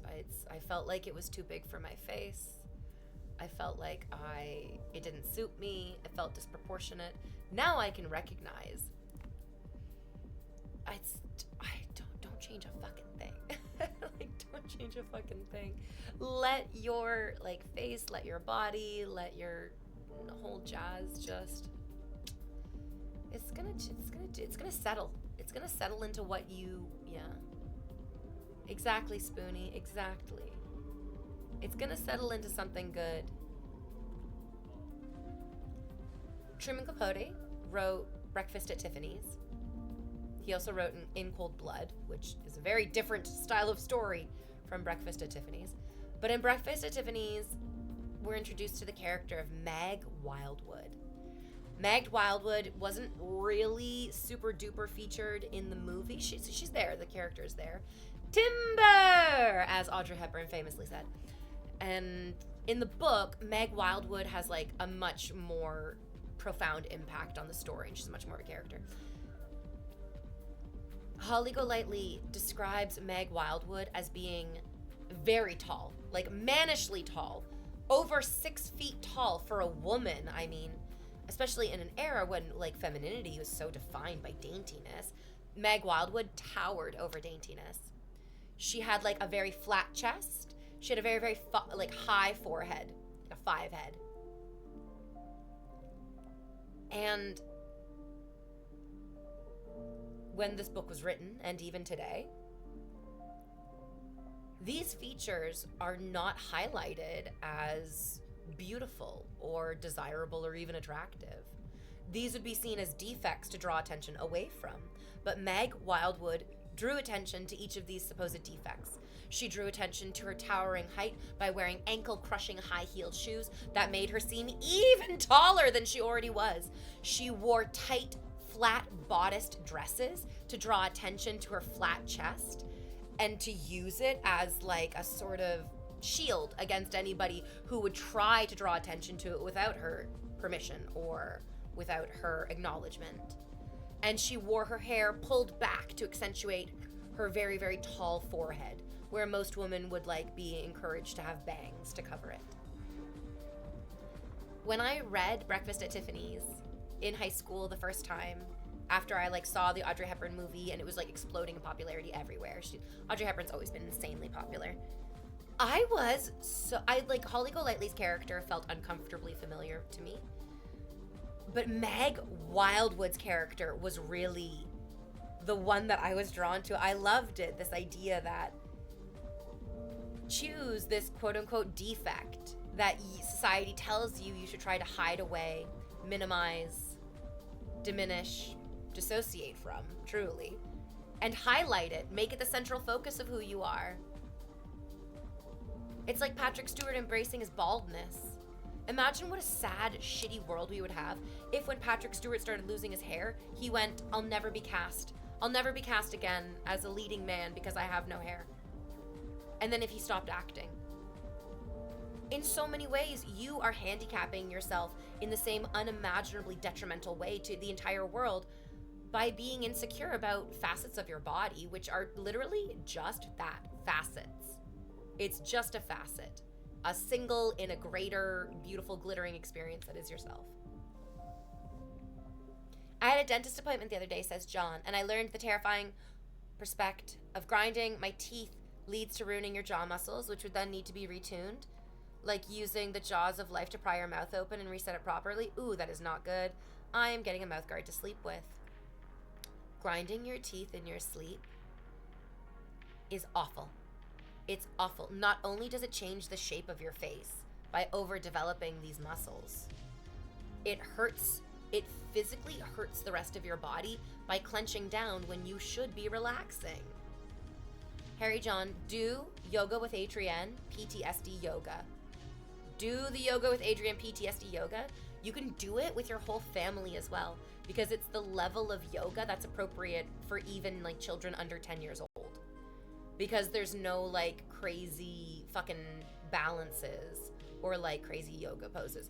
Oh, then yes, then if you already do yoga, then incorporate yoga with Adrienne's PTSD yoga into your routine, into your weekly routine.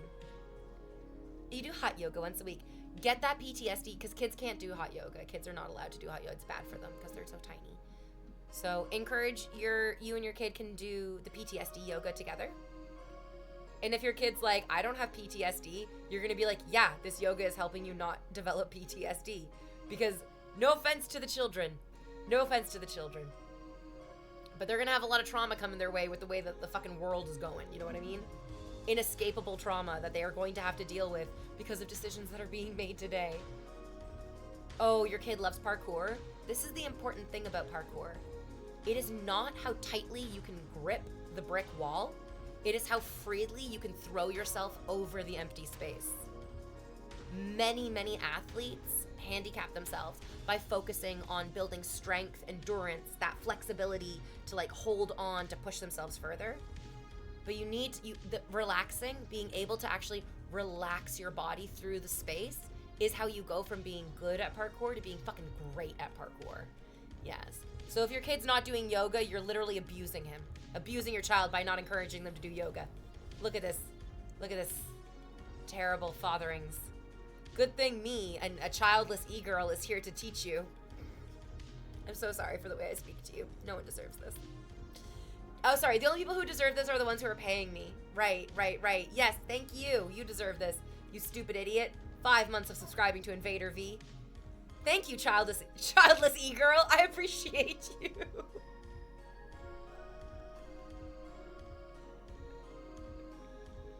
Hey, if we can't count on the childless e-girls in this world, who can we count on?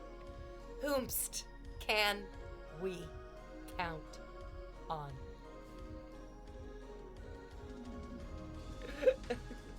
Okay. I can't tell if those are construction noises or if someone's puking. Is that the sound of a hammer, or is that the sound of a diaphragm pumping up against the bottom part of someone's lungs?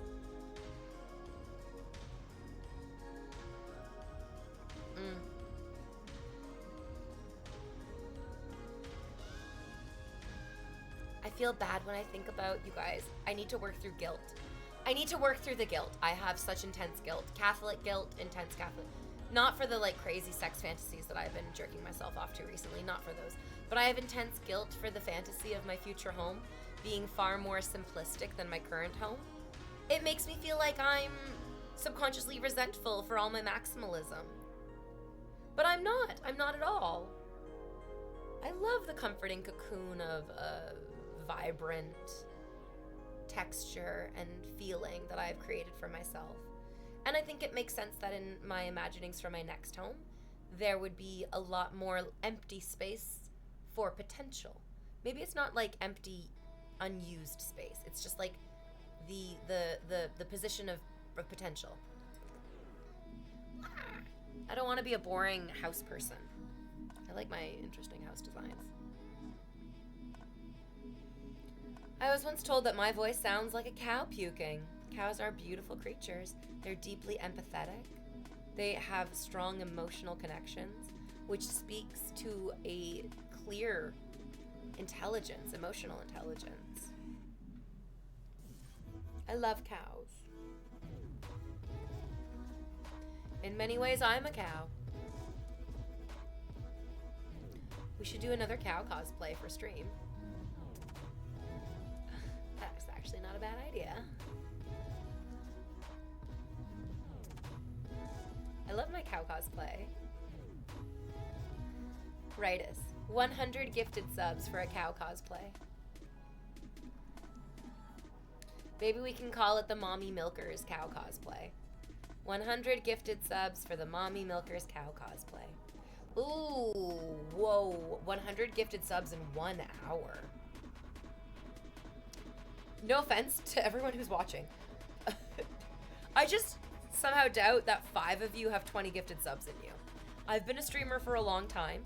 The amount of cooperation, connection, camaraderie that's required to make that happen is not always in the cards for you guys, which isn't to say that I'm not deeply appreciative of your horny jerkings. I was gonna say Vigo's moo. That'll just be the solution to the anagram puzzle that day.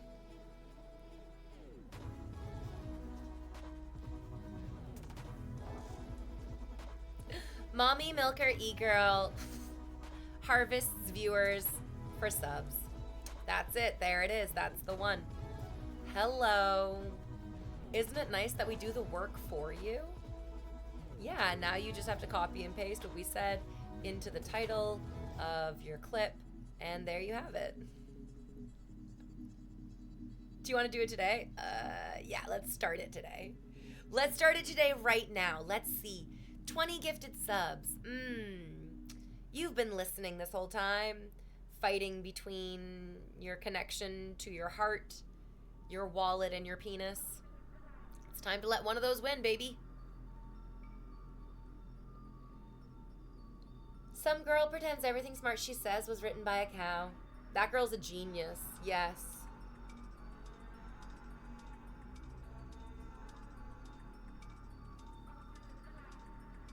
She's a genius. She has it all figured out, and we would all be smarter and happier and more fulfilled to be more like her. And that's a fact. And that's just a fact. Ugh, I'd use my Prime on you, but it won't update until February 5th. It's okay. Oh my god, it's okay. It's okay, it's okay, it's okay. You don't have to use your Prime on me. Thank you so much. The desire that you have to give so, like, you have so little, and you want to give what little you have to me is, it's heartbreaking, and it's so beautiful, and it's literally worth more than the 100 gifted subs, which I would just take with, like, derision and a humiliating flick of my wrist. You know what I mean? I love that you wish you could give me everything that you had. It literally means everything to me. Okay. Sorry, I threw all my sub money into a volcano the other day. Honestly, yeah. That's where I throw it too after you guys give it to me, so you're just cutting out me, the middleman. But don't pretend like you wouldn't love to have me in the middle of you and someone else. V, can you put some words on how it feels to be so perfect when it comes to being a girl? Friend material, like lifts microscopes, camera strip. I am not perfect girlfriend material. I am not. That does not exist. No person is, that's my cat's paw. Hello. No person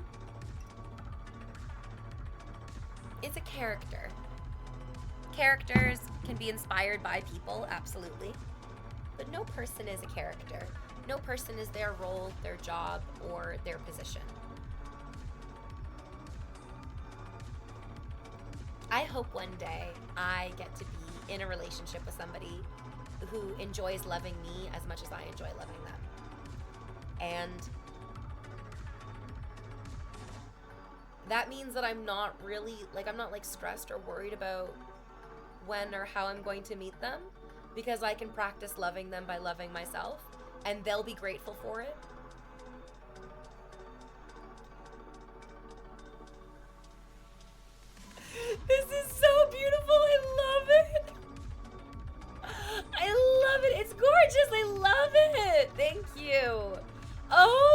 amazing! Look at how pretty! Yes! Oh, wow. It's better than I ever dreamed it would be. Yes.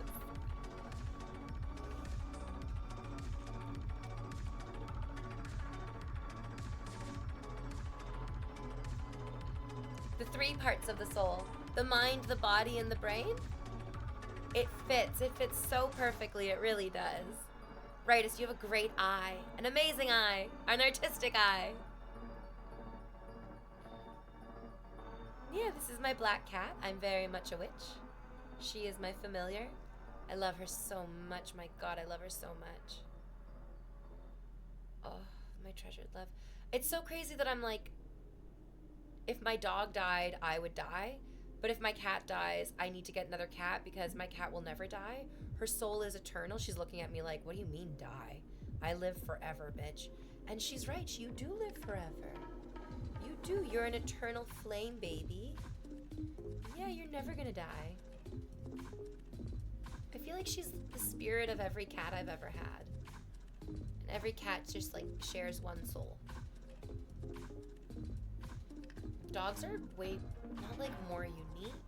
Cats are still incredibly unique. But they're just hardwired differently. Oh, the boots came off of Amazon. Go get them.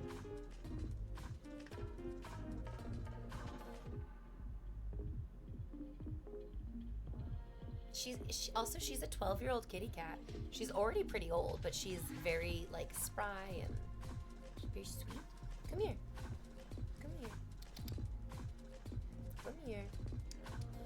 Come here. Come here. Come here. Come on, yeah. Come on. Come on.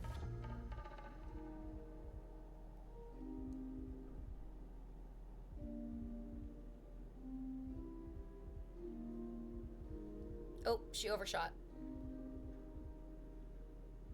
Nope, now she's on the other side.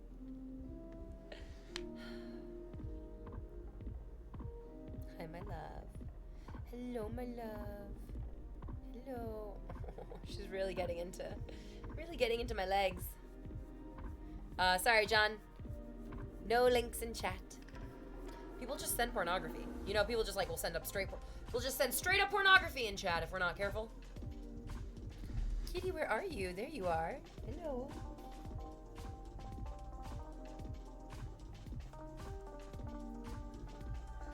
I love her so much. My God in heaven, I love her so much. But even interestingly enough, we were talking about the numbness. How like I'm like becoming aware that I have like this numbness, especially in my left side, especially in my like left hand, my left foot.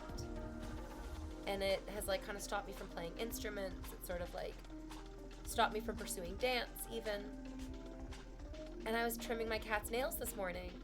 And I was even like, oh my fucking God. Even my cat hates when I try to trim the nails on her left paw. Probably because she has subconsciously also accepted this sort of like psychosomatic numbness. Oh wait, is this a new gift? This is a new sub. Yay, it is the first drop in the bucket. Moo! Hooray! One step closer to mommy milkers. Ugh. Baby, you want to come lay down on me?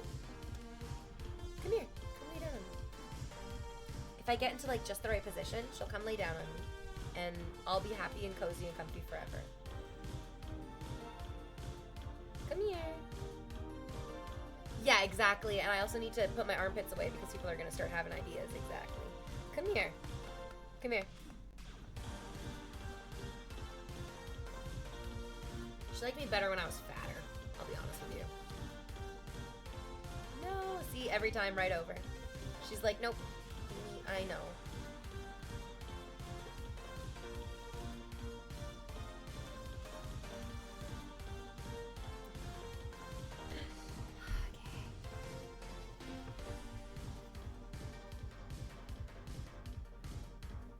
She's gonna sit here and judge you now. She's just gonna sit here. She's gonna judge you.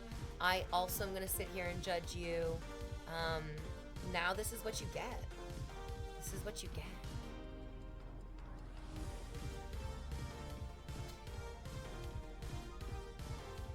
I know, the armpits. Armpits are the new feet, right?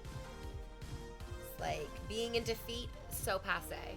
So 2024. Oh my god, you're into feet? That's like so first quarter of the century. Yeah, we're moving into the next quarter of the century. Yeah, we're into armpits now. Yeah, we fuck armpits now for some fucking inexplicable, goddamn crazy. John, you can't say armpits. You can't say armpits in chat now. You need to say it without saying it. You know what I mean? No, Rightus. We gotta, it's gonna be armpits for a while. It's gonna be armpits for a while. You know what I mean? Because it was feet. I feel like it was feet for like a decade at least. A decade of feet. Yeah. The inside shoulder.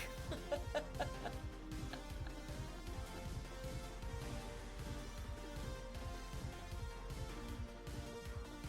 good one.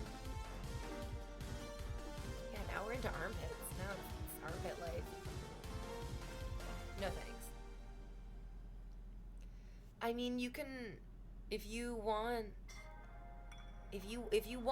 to imagine fucking literally every wet crevice of a person's body, then yes, who are we to deny or judge?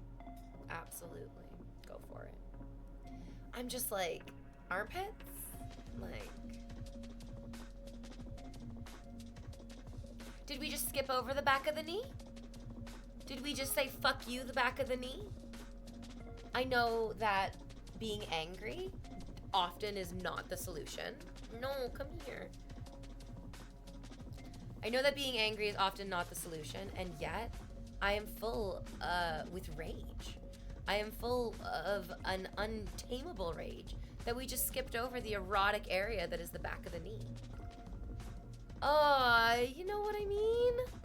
I feel like it would have made so much more sense to go foot, back of the knee, because also like we're hyperfixated on butts. So like we're already hyperfixated on butts. We're already hyperfixated on feet. The next logical progression for me, I assumed would have been back of the knee. Obviously back of the knee. Alas, my ass. Alas, my ass.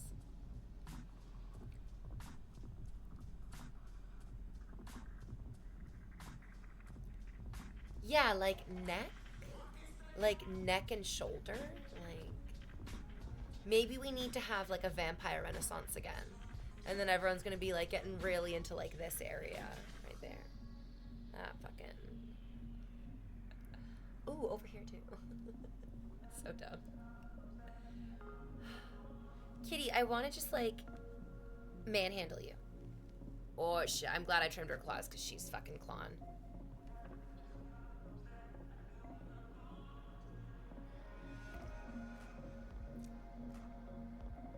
There's some good vampire media, and then there's a lot of trash. There's an undeniable fuck ton of trash, you know what I mean?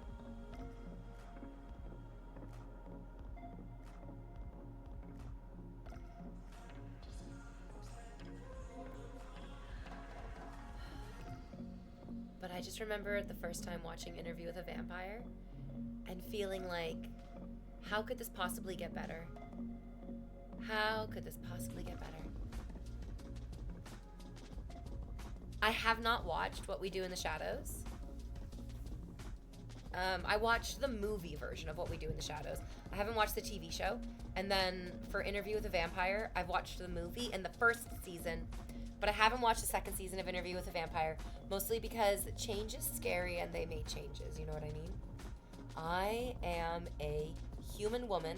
I am controlled and drawn by my fears, insecurities, anger, ennui, embarrassment, all those things. So I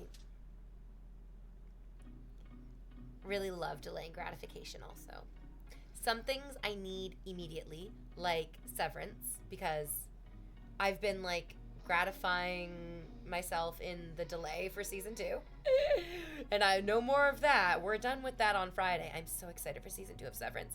I'm so excited for season 2 of Severance because it feels so excellent to be part of the explosive neurological event that is watching an episode of TV and then dissecting every single frame, every single dialogue choice, every single acting choice, costuming choice, trying to decipher the hidden meaning that is imbued in every single facet of these like well-crafted TV shows with all of our like chosen family on the internet.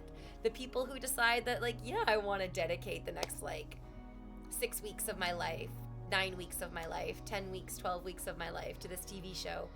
And then the next like 3 years to parsing out all of the information given to us in anticipation of season 3, baby!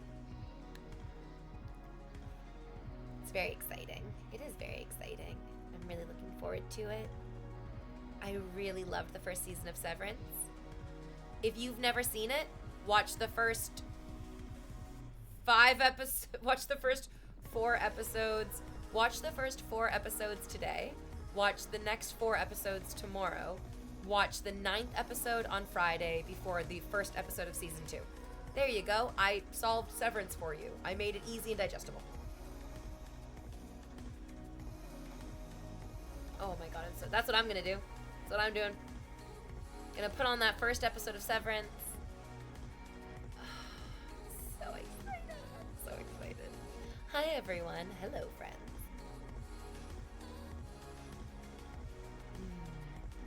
I think it's 1 episode per week on Fridays because it's on Apple TV and they want you to buy Apple TV. No way. 2 episodes on Friday and then an episode every Friday, every week. 2 episodes on, like 2 hours of Severance on Friday. It's like a Severance movie. Oh, I'm very excited for this.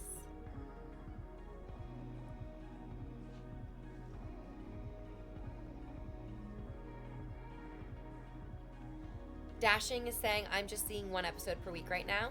Dashing is not seeing confirmation of 2 episodes on Friday. We need links, Ritus, my love. We need links. Oh, I love it so much. I love it so much.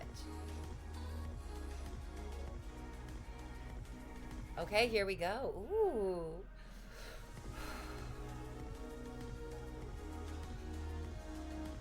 I'm totally fine when good TV shows take time. Severance is a good TV show. It deserves to take time. It's a good TV show. Good things do take time because you need to throw a lot at the wall to see what's gonna stick, you know? Things like House of the Dragon Season 2, that should not have taken that long. There was no reason for that to have taken that long. There should have been clues while it was taking so long that it shouldn't be taking this long, and that the fact that it was taking that long was a sign of the fact that it wasn't working. Not that good things take time, but that sometimes broken things don't work. Oh, it was a bad second season of House of the Dragon. Not a good House of the Dragon second season. Did not like, will not rewatch, might not watch all of season 3 of House of the Dragon. Yeah, who knows? Who knows what the future will hold? Maybe I'll love it. Maybe season 3 House of the Dragon will come screaming back. It'll be so good. They'll fix all the terrible things they made. We have to believe that change is possible. Yeah. I would be surprised if they do a good job on the second. No. My experience is quite often an excellent first season of a TV show can lead to an even better second season. That does happen. The Good Place. Great first season. Even better as subsequent seasons. The Simpsons. There definitely are some TV shows that really get into it in this. There's anime like that as well. Like, there's a lot of them that it's like, just give it a first season, because a lot of times, especially when it's something new, people don't want to risk a lot of money on something new, something that's unproven, something that's never been done before. So they'll risk a little bit. And then once they see that, oh, this new thing that people have never experienced before is actually great and really resonates with people, then oftentimes they'll give them more money to do it again in the second season. Sometimes it's good, sometimes it's bad. We've often seen a lot of TV shows that have like an amazing first season, like House of the Dragon, that then completely fall off with an even bigger budget and more money and more belief in the second season. But then that's the thing, that like House of the Dragon was such a sure thing. We know Game of Thrones material is going to hit well. I'm 34 years old. That's the truth. I'm gonna be 35 in a few months. And yeah. I look at myself in the mirror and I'm like, you do look good for a 35-year-old girl. Even being misogynistic towards myself. Yeah, Harry John's not gonna watch House of the Dragon at all. It's honestly totally fair. Totally fair. There's some that have a good first season and second season, and then something goes wrong in the third season. Yep.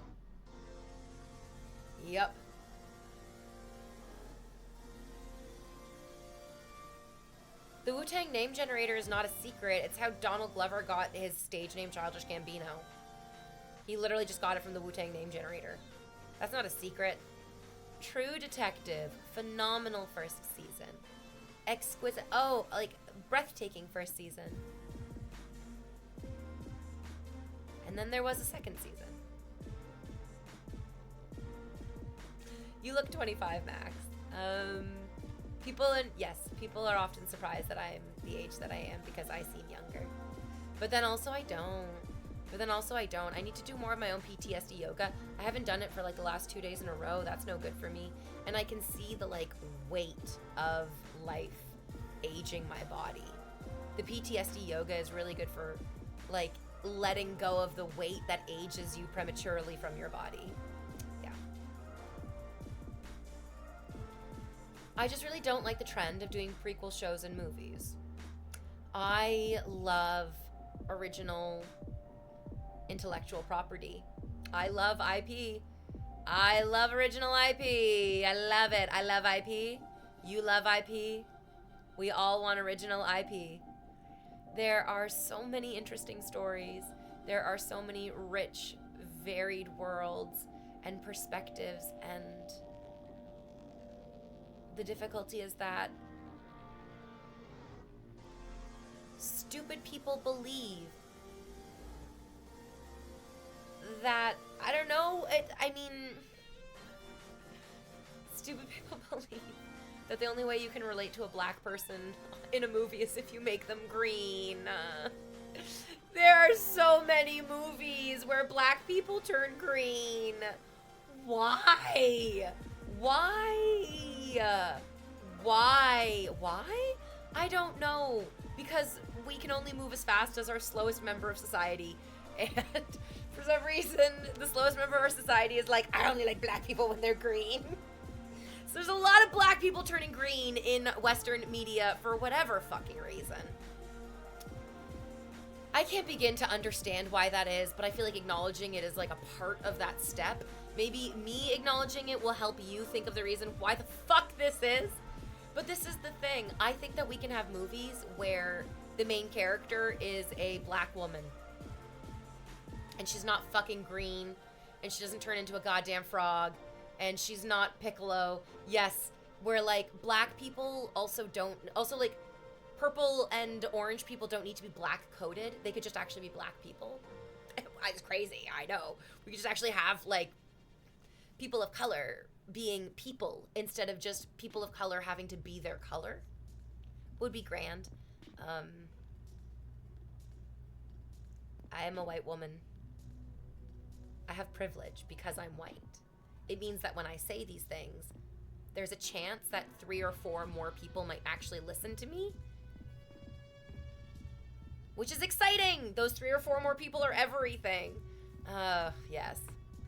Oh, I'm so white. But I'm also very Portuguese, which is why an individual ass cheek is like the same size as my fucking head.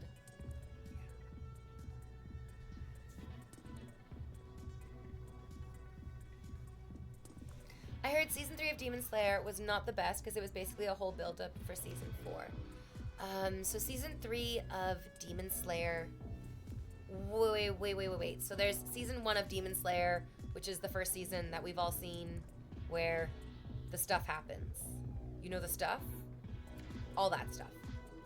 And then there's the second season, which was the train arc. And then there was the third season, which was the red light district arc. Oh, welcome to the blanket fort. Thank you for your sub. I'll send the air reverberating with the mighty cheer. I'll sing you and I'll sing you out. To your raise another mighty cheer. I'm fucking up the song. I'm sorry. Yo, my sub is here, so welcome to the stream. Okay. First season, The Train, which was the movie, and we're not counting as season 2. Never mind. Entertainment District was the second season of the anime. Correct. You're totally right. And then season 3 was the Swordsmith arc, which was kind of like another mini arc. The Swordsmith arc could have been another movie, I think. So it goes like big arc, little arc, big arc. I came out of frame, sorry. It goes like big arc, little arc, big arc, little arc in preparation for like another big arc. And I think that's okay. That's like how dolphins swim in the ocean. So, seems right. Seems natural. Hi, thighs. I am high on life, my mother's love, and some marijuana.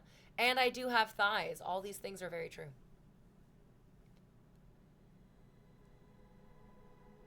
In the categorizing of the animes, they lump season 2 as Mugen Train and the Entertainment District together.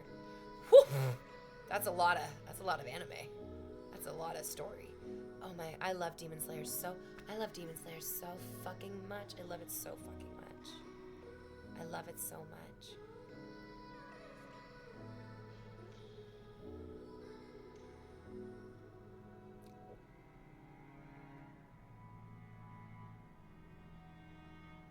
It's real good. Makes me so happy. I love anime. There's so many anime that I want to watch. I'm doing a photo shoot, not this weekend, but next weekend.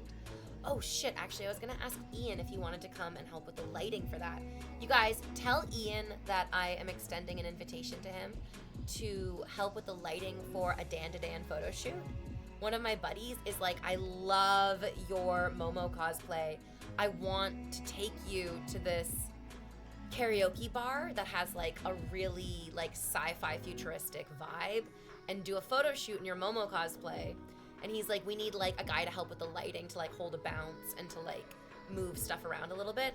And I was like, yo, Ian would be so fucking right for this. That'd be so fun. I'm really excited. It's gonna be great. Yes, I'll have like better pictures of my Momo cosplay finally. Oh yeah, the Entertainment District arc was absolutely fucking ridiculous. The animation quality was consistently movie quality. It actually took my breath away. It literally took my breath away. I couldn't believe how fast and beautiful and well animated every single frame was.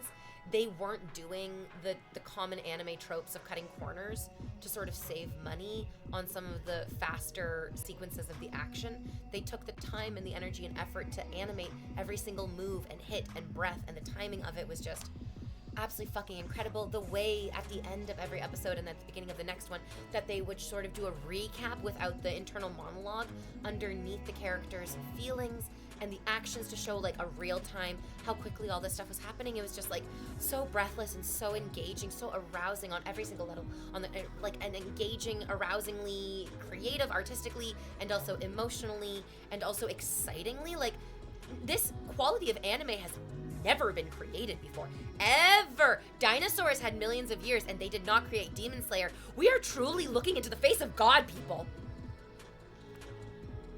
I get real excited. I get real excited about things. It's nice. It's nice to get excited. Oh my God. I'm so excited. I'm so... Awesome Sauce. I would rewatch Demon Slayer from the beginning with you. Yes.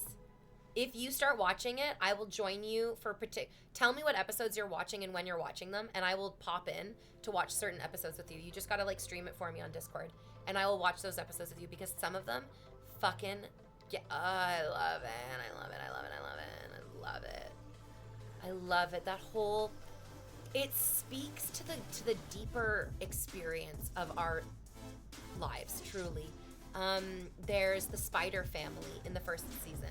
A large section of the first season is dedicated to a mountain family with a central spider demon figure.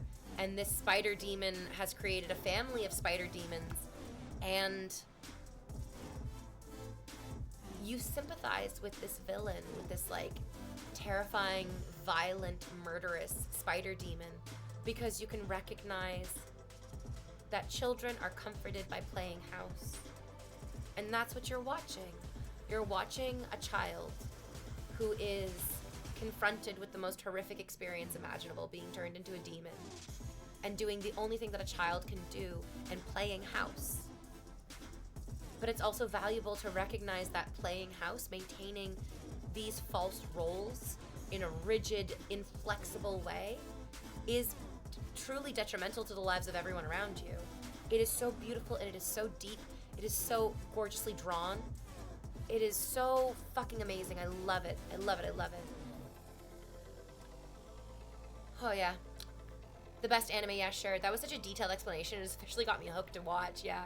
Spiders are great. Yo, what are we talking about? The first season of Demon Slayer. Don't talk about my family like that. I will speak about your family like that, because the positive disintegration will be beneficial for you and for them.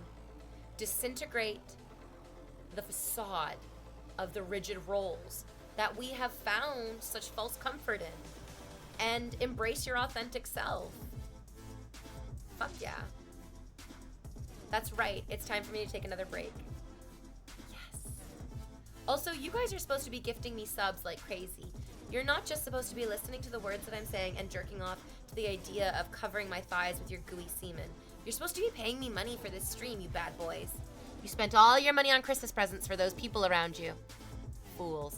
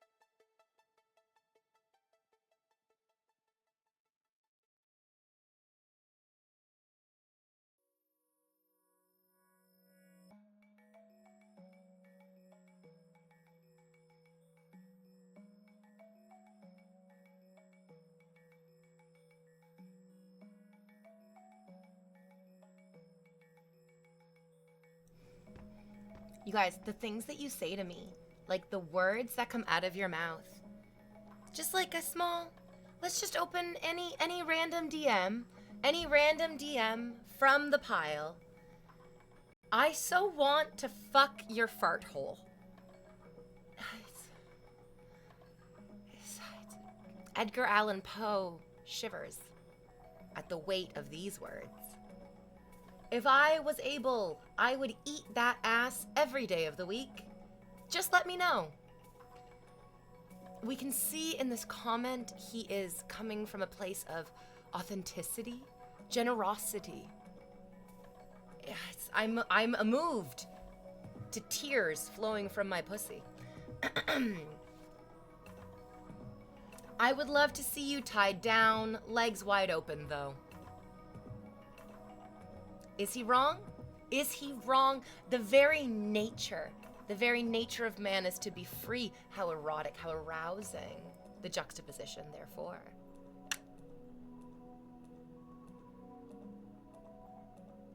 Ah, the wank bank growing strong with this one. We can all gain strength from the softness of my thighs. This man is possibly the reincarnation of Jesus Christ, the prophet. Let's keep going. Legs for days, mommy's back, holy smokes, you look fantastic. Losing so much cum to your pics. Please stop, mommy. And here we touch on one of the most universal traits, the motherhood, the nurturing, maternal nature of every sexual relationship. Freud could never. He was too busy jerking himself off. Amazing. My days, he says. Do we need an OnlyFans? You guys have been I think at a certain point, we do need to recognize that I have brain damage and I am literally the stupidest person on the planet because I've had tens of thousands of individuals ask me for an OnlyFans and I have yet to make an OnlyFans. I could just make an OnlyFans and post only pictures of the bottom of my feet and profit.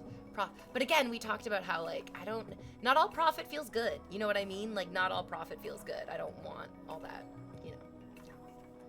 Anyways, he says, watching those cheeks clap together is a dream. And it is, and it is, and it is. Sex is great. Sex is great. Being able to be present and responsive and there for sex is great. It is absolutely amazing. But actual great sex is not just in the moment. Actual great sex is also the aftercare. Actual great sex is also the fucking anticipation. Like, great sex is not had just in one afternoon. Great sex is something that you cultivate through through a relationship. And we were talking earlier to, like, sort of bring it full circle to the conversations that we were having before. Somebody in chat wrote, relationships are awful. And I didn't read that out loud exactly as it is. I edited their comment a little bit, and I said abusive relationships are awful, and that's true.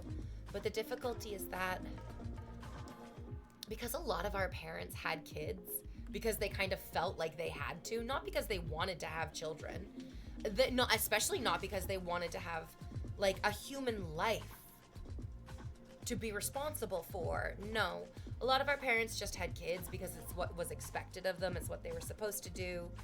And if they didn't do it, they would have been seen as failures of society. Whereas we are far more objective in our individual experiences. A great holdover from the, like, participation trophies we would get, I guess, in elementary school. We have a much stronger individual desire for our lives than our parents' generation did, which sort of had a delusional shared fantasy of a happy family. We're a lot more cautious about the kind of families that we want to have. And this is I see people who are ready to be parents, absolutely. I have friends I've talked about them on stream before. Their names are Dad and Bread. These are just nicknames that develop over literally decades of friendship. So there's Dad and Bread. They're a gay couple. Went to their wedding. It was so beautiful. It was so funny. At their wedding, their specialty cocktail for the wedding was a flaming mo. Like, not only a reference to their deep love of The Simpsons, but also to the fact that they are flaming mo's, flaming homos themselves. It was such a delicious drink. I had 6 of them before one of them, the dad of the friendship, was like, hey, just to let you know, those are doubles. Like, the flaming mo is a double shot of alcohol. And I was like, I just had 12 shots of alcohol in like half an hour? Holy fucking God. I was very drunk for that wedding. Very drunk for that wedding. Great wedding. Loved it. So much fun. And to be honest, my friends, Dad and Bread, I got them. They're like my friends. I've been friends with them for a long time. Like, I got them. They're great. But it wasn't until they adopted their daughter that I actually understood them as people. I kind of selfishly viewed them as like my friends, and I could never see them anything other than my friends. Like, yeah, they're like sons to their families, they're partners to each other, they're co-workers to their co-workers. But I was never any of those things to them. I was only ever just their friend. And so I didn't follow them to work. I'm not following them home on their family fucking vacations. A lot of our friends kind of stay in the context of friend. But once you see your friend step into the context of parenthood, that's something that you get to see as a friend and as a coworker and as a family member in all these other ways. But as a friend, you really get to see your friends become parents when they do. And with my friends Dad and Bread, when they adopted their daughter, and I saw them, the context of them being parents sort of crystallized every other thing that I knew about them in a way that made sense to me. Them becoming parents, them becoming the most authentic version of themselves, literally helped everybody around them see themselves more clearly and see ourselves more clearly as well. Because now I will know when I'm ready to have kids. And I know that I'm not ready to have a kid today. Although I want to try, so like you guys should keep jerking off. Maybe it's possible, who knows, guys. 2025, year of craziness. Anyways, but you know, there are people who have children, and you see them and you interact with them and you're like, parenthood is the right choice for you. I understand that parenthood was the right choice for you. And then yes, so often, so many of us have the experience where we see somebody interacting with their own children and we feel, why did you do this? Why did you do this to yourself? Why are you doing this to that person? Why are you doing this to anybody? Huh. I'm gonna eat this chocolate now and let you guys just jerk off in peace.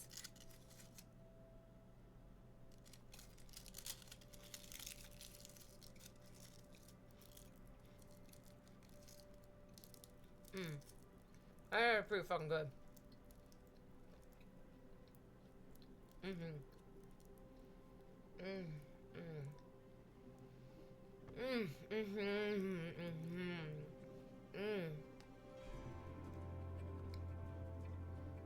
I love hazelnut. I love a Ferrero Rocher.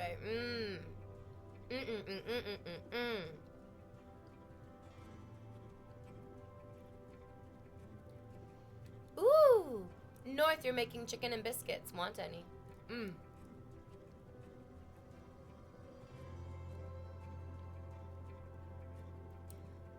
I got Thai food. Not last night, but the night before. I think I got Thai food on Monday night. I can heat it up in the oven and eat it today and it's okay, right? I know that this is such a stupid question. I don't like leftovers. I used to have this like bizarre, and I can tell that my anxiety is flaring up and I feel out of control when I'm like, I don't like leftovers. I don't want to eat leftovers. That food's in the past. But that's a little irrational, and I do have like a whole thing of pad prao. It's a holy basil rice. I think it's gonna be delicious. I know I need to re-add some moisture, add like a little bit of water into it, maybe wrap it up in some tin foil, put it in the oven for like 350 for 15 minutes maybe. I used to really dislike leftovers, and I feel like it is there's a direct correlation between my feelings and leftovers and my anxieties. Please say Ferrero Rocher again. Ferrero Rocher? Ferrero Rocher. Ferrero Rocher. Thank heaven for little girls. Gigi's a great movie, but that song's fucking weird. The movie's kind of weird too.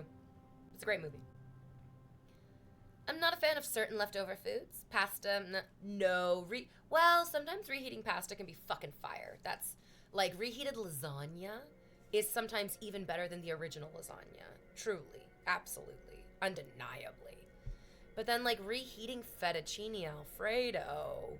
What am I, a fucking hobgoblin? Fettuccine Alfredo reheated. No, thank you. No, thank you. Unfortunately, I unfortunately parent other people's kids when I see them and when they are in my house. I mean, some people like being parented. It's some people's kink. Some people just appreciate it because they enjoy being cared for. Ferrari Roach. I'm fine with restaurant pasta, just not the ones that like I make at home. You like hand make your own pasta at home? No way. Yes. Reheating fries is literally a sin. You cannot do that. Potatoes don't do that. Mashed potatoes you can reheat, sprinkle some water on. You can reheat mashed potatoes. They're kind of nice, yeah. But after you deep fry, and you know what? That's what it is too. It's the deep, okay, so. Deep frying completely removes the moisture from the outside of the French fry, of the potato, because oil and water don't mix, and the bubbles from when you're like boiling the oil can be like moisture boiling out of the fucking potato. But then it happens so quickly that it also sort of like steams the inside of the French fry. Yum, yum, yum, so good. But then this is why it doesn't work to reheat. Because once the French fry cools down, the oil stops being like a phenomenal barrier to moisture. And so the moisture will seep in from the environment. The moisture will seep in from the inside of the French fry. If you reheat that, moisture is good for reheating, but it's not for like maintaining the consistency and the texture of this like chemically altered outer crusty fry area. It's just no good. It's no bueno.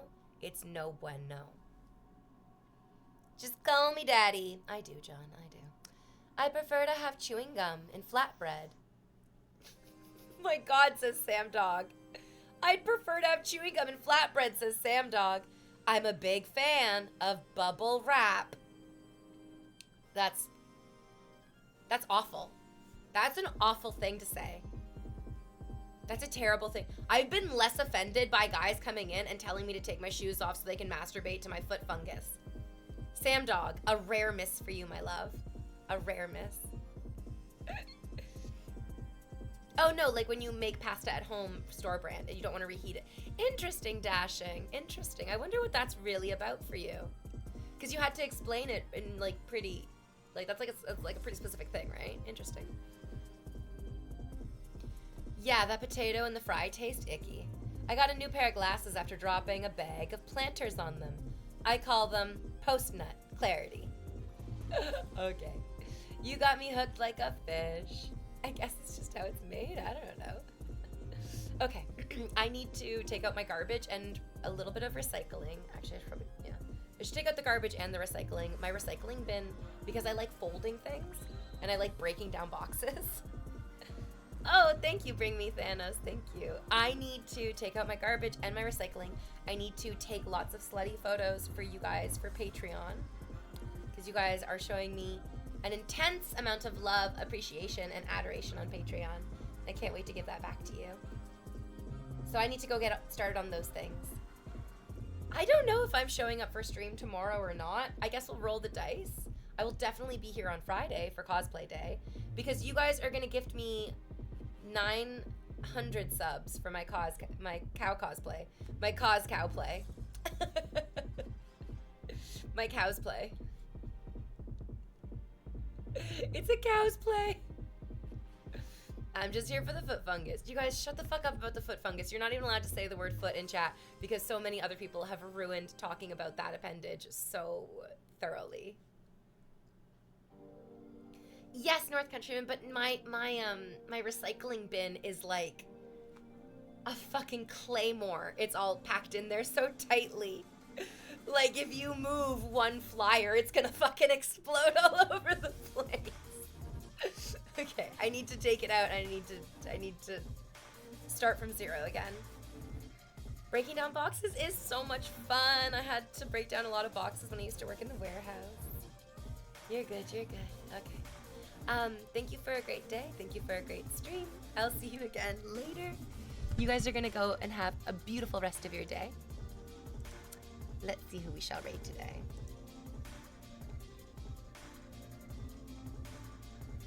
Oh, Andy. Yo, Andy's so fucking hot. Yo, we're gonna raid Andy. Andy's real fucking hot. But he does, I think he smokes cigarettes, doesn't he? He needs to maybe not smoke cigarettes and then he'd be even hotter. Just get him to smoke weed. Super fun, delicious. A good time had by all. Yeah. Have a good rest of your day, guys. I'll see you later.